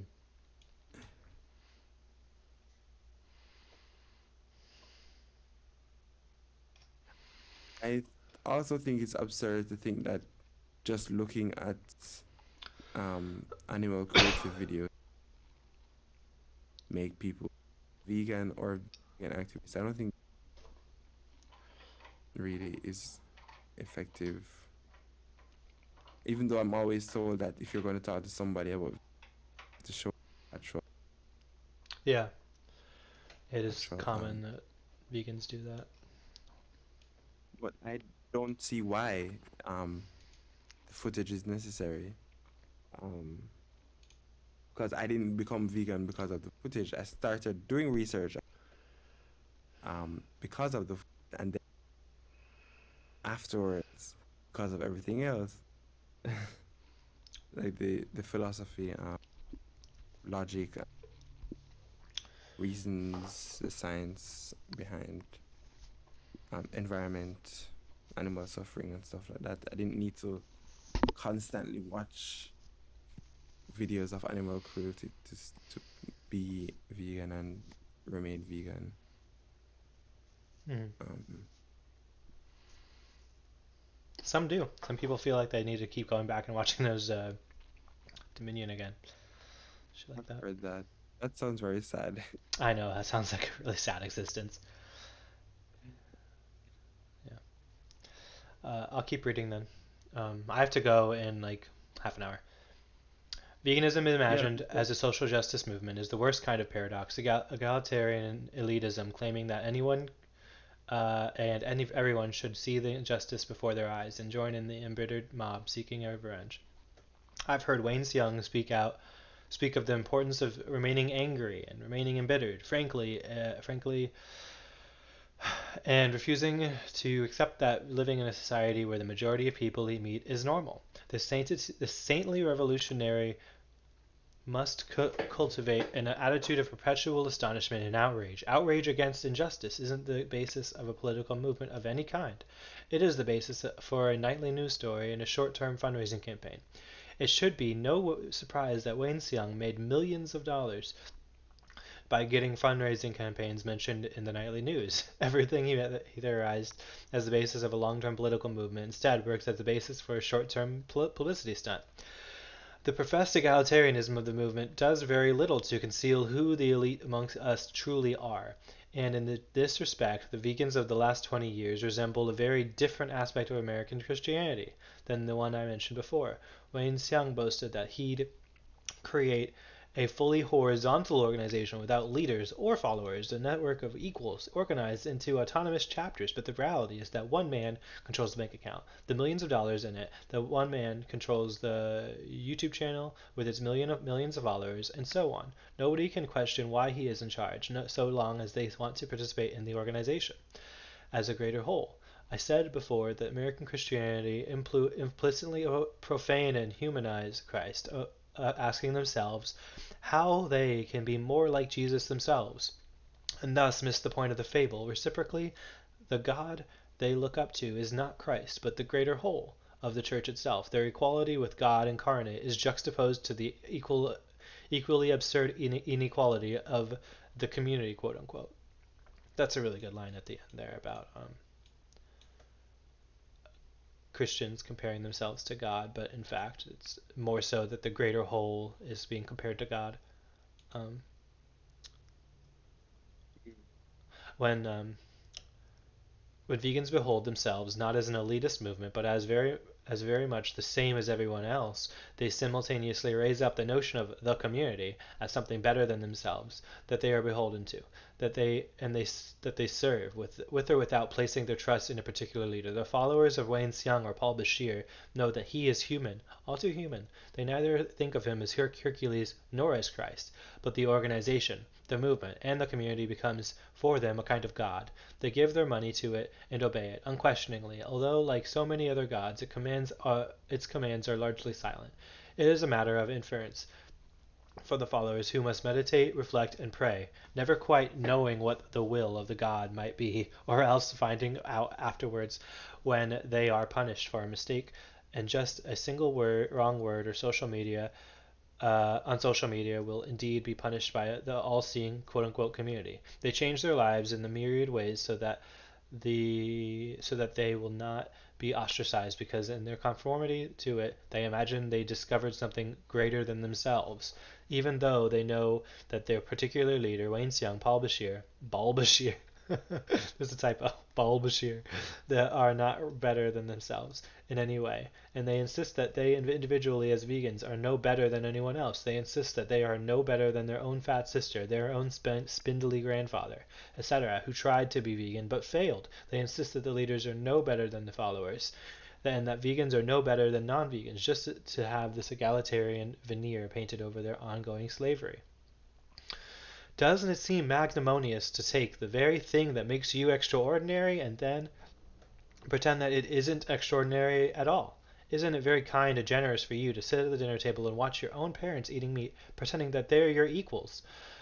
It isn't magnanimous at the least. It isn't embittered mutual hatred of a Muslim minority living amongst Christians, thinking to themselves every day, "We're right, you're wrong, and in the end, you're the one who's going to hell." I'll read this bit. There's nothing magnanimous. Oh, I already read that. Wait, no, I didn't. There's nothing magnanimous about this kind of phony equality. It is really just an abdication of responsibility. If you're right and your parents are wrong, there is an onus upon you to help them. The odds are they know it, they feel it, and that's why they can never reciprocate your phony magnanimity, whether or not they develop heart disease, stomach cancer, as a result, etc., as a result of their diet is a matter of probability, but there is a 100% chance that every piece of meat they've eaten comes from a slaughtered animal. The moral and ecological significance of what they're doing is absolutely certain. Then you could pick up if you don't have any thoughts. I'll say that. What can I say? Um,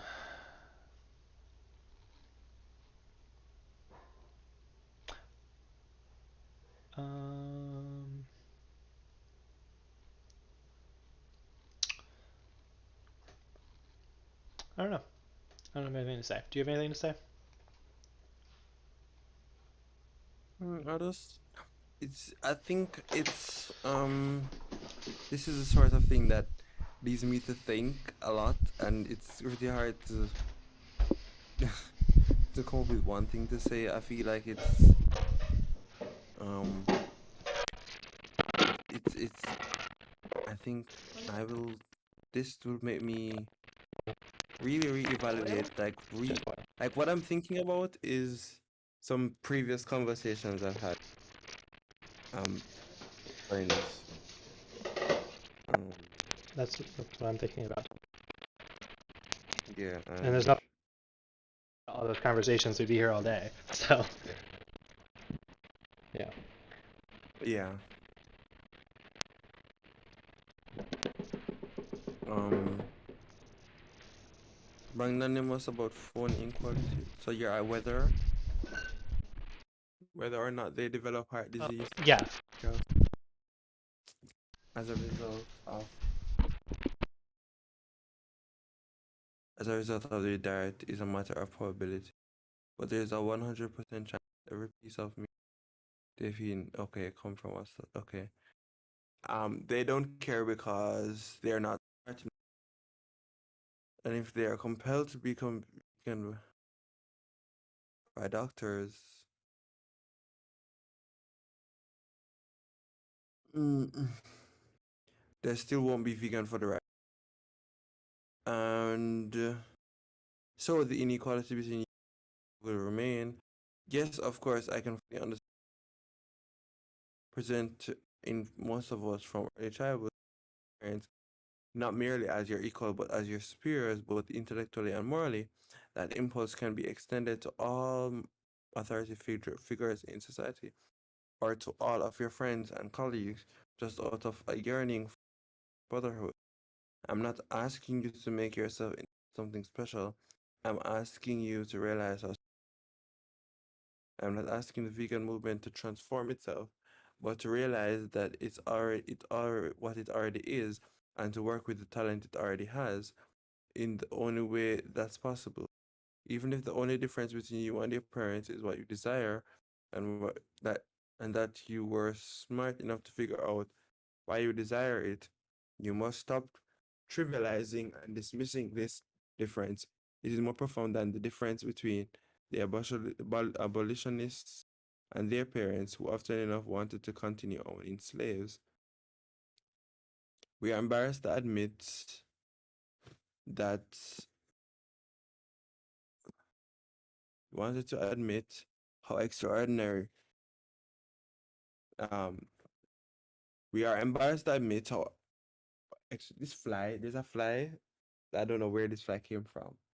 I don't know why. Okay, we are embarrassed to admit how extraordinary we are, in part because this reveals that our political, inasmuch as we as a popular majority cause and not as an elitist conspiracy. What would you suggest for an atheist brand? Would you recommend they transform? Suppose a friend of yours were both an atheist and a homosexual raised in Saudi Arabia. Would you encourage him to hold up a cardboard sign and chant slogans?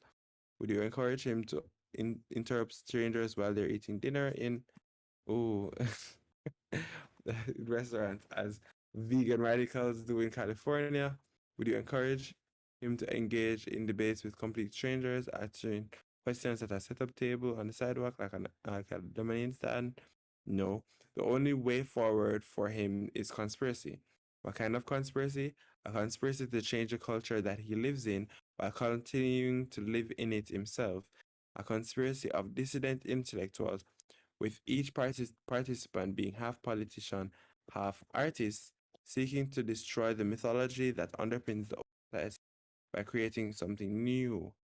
It must be a conspiracy that is more creative than destructive, because the nature of the victory we're discussing here cannot come about by sabotage, intimidation, terrorism, etc., but only by transforming the culture, and so transforming the motivations and assumptions most readily or most effortlessly available to the laziest and stupidest of people.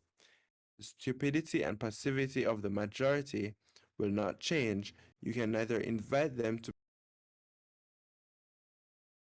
philosophers nor to become activists in pursuit of justice, as I have already explained. You cannot raise their level of education or quantitatively reduce their level of ignorance. You can quantitatively transform their ignorance by changing their culture. It is not the masses, it's not that the masses will ever become philosophers, nor that they will ever become sincere atheists or sincere vegans, but a small number of philosophers can transform our culture through the creative arts, as Voltaire did before, and as the authors of Christian Gospels did when they put pen to paper just like Voltaire, creating a fiction that would change the world. As vegans, we are in a way just as the atheists and homosexuals in Saudi Arabia are alienated from theirs.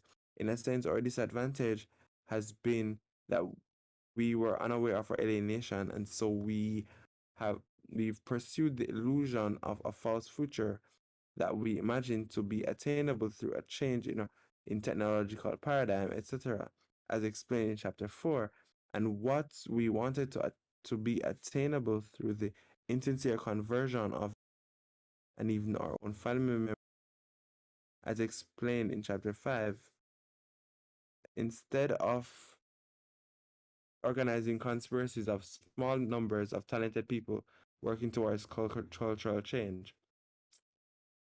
Peasant rebellions come and go, urban insurrections are innumerable, the nameless and direct.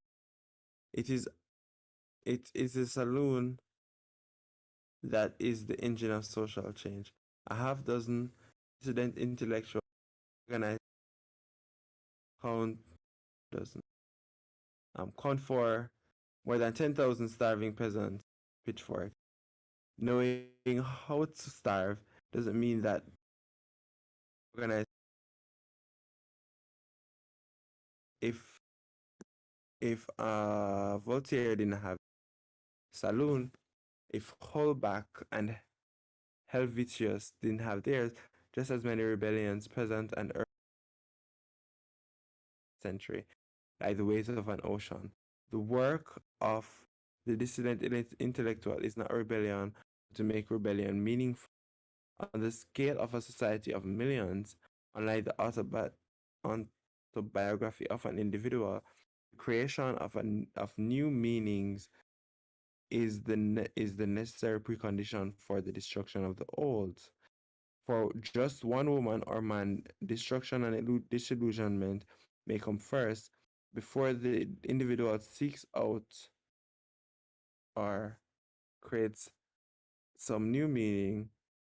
But social change on a massive scale requires the dissident intellectuals to do their work first, to make the transformation meaningful before it has occurred. In 10,000 tiny newspaper articles, Benjamin Franklin Stallone created the meaning for the American Hello? Revolution. Hello? Maybe we should stop and talk about what we've read. You've read like 3 paragraphs. I don't want you to do that thing where you read Me? 5 paragraphs and then don't have anything to say. Yeah. No, I'm trying to read the book before you need to leave because No, I no, want we to don't have keep to it. finish. We don't have to. We can continue this later. I have all night. We're in the same time zone. Uh, almost there. It's like 7 pages No, left. no, no. I don't have time. I'm telling you, we're not gonna get 7 pages done in 15 minutes. I'd prefer to have this spend this time talking. So I think it's good to stop here, unless this next paragraph is really meaningful to you. Okay, fine. Uh, it's good. It's good. I'm happy. I'm getting to read it. I want to Woody think Fool, if you want about. to jump in here, you can. Go ahead. You're happy you get to read it? Yeah, Yeah. and I've read a lot today. You've Uh, learned a lot? yeah, yeah. I've learned a lot. Yes. Uh-huh. It's what would I say now? Uh, we can do this. I think we have enough people. We can do. Um, we can make our own. We can make our own salon? Is that what you Saloon. said? Saloon. Is it saloon or salon? Saloon is the Salon. Wild West, like the where the guy kicks down, he's got the cowboys and shit. So that's saloon. Salon is the French sort of like coffee house. Ah, okay, okay. So I laughed when Mm. you said saloon earlier, but yeah, yeah, yeah. Yeah, it's not terribly hard. Yeah, I mean, uh, a dozen people would be enough. He says half a dozen. Yeah, he said half a dozen. That sounds like half a dozen. That's easy. I have 6 people in arm's reach of me right now. Just kidding, but I will in an hour. um, I right. don't I know six people here now. You, me, It's two, Oliver, 3, Sam, 4, um, Damien. Uh, 5. that's beautiful. Yep, I said And 5. and Oh, sorry, we only got 5. Sorry, can't do it. I mean, whatever brings that. I know. I'm just being an asshole. Yeah, I mean we don't have to name them. We get it. We get it. Yeah. I think there are other people. Oh, It um, doesn't matter. It doesn't matter. It's not put anybody on Melissa. blast. Sure. Okay, Melissa. Uh, so, um, how do you feel about the different bits you read? How like this bit about making the what is it? It says make the transition meaningful before it has occurred. What do you think that means to you? Yeah, that was a great point, actually. Okay, so how would you apply that to your own life? I can go first if you prefer. Yeah, go first. Okay. Um, so the example of showing I think that this means is more is kind of going beyond veganism. It's just kind of like not just it's more about what he's saying is that the philosophy that is going to is going to prevail needs to be more than veganism. It can't just be like the philosophy of plumbing, as he said earlier in the book. Um, that's what it means to me. So you have to kind of make it meaningful to the people you're speaking to. So like to their own desires and to yeah. I don't know. What about you? Does I was that guess I'm helpful? trying to really think about if my art, what I want to do with my art so far, if it's if it's meaningful, uh if it's It creating enough meaning in this way, yeah. um because I mean After in 10 minutes. yeah. I was talking to my girlfriend. She said she wanted my help. I said 10 minutes. Um, yeah. Um, uh yeah, that's a good question. I think that because it can be that it's just art in general, creative art in general. There must be like good creative art and bad creative for veganism and for atheism and stuff like that. Activism or ineffective or I mean if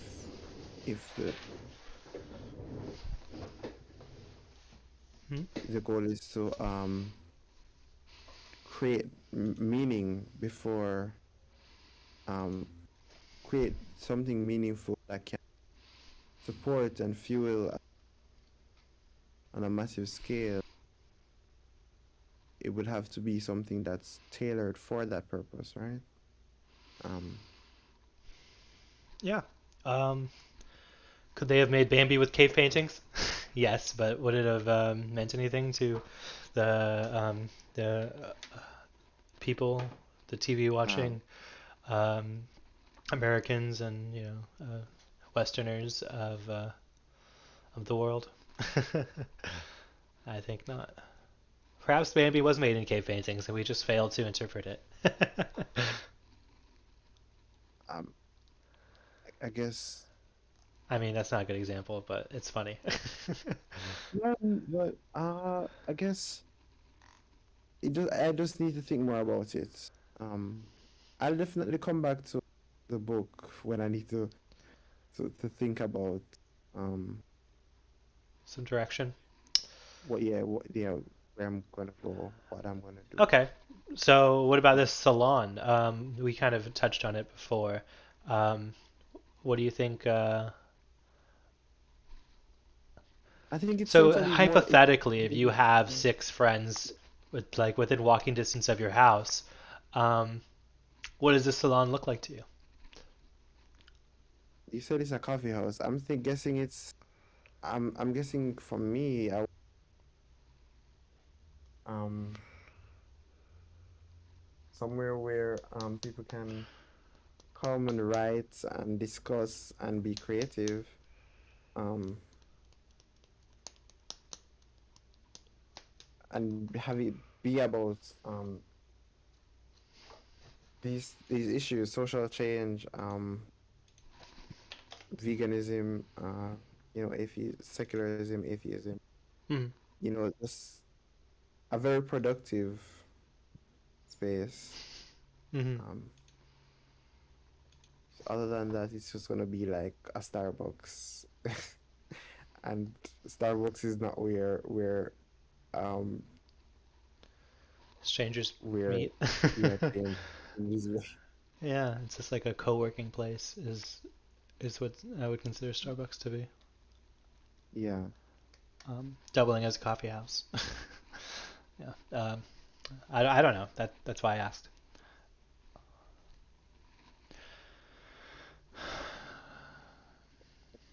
Because well, I don't know anybody I could do it with in Jamaica. No.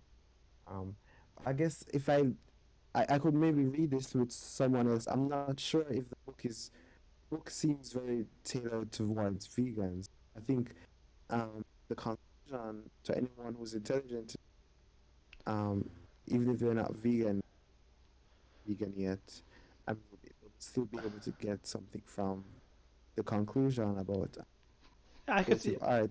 Yeah, Yeah. in posting the some snippets from the book on my story, some people thought the book was really good and were interested in reading it.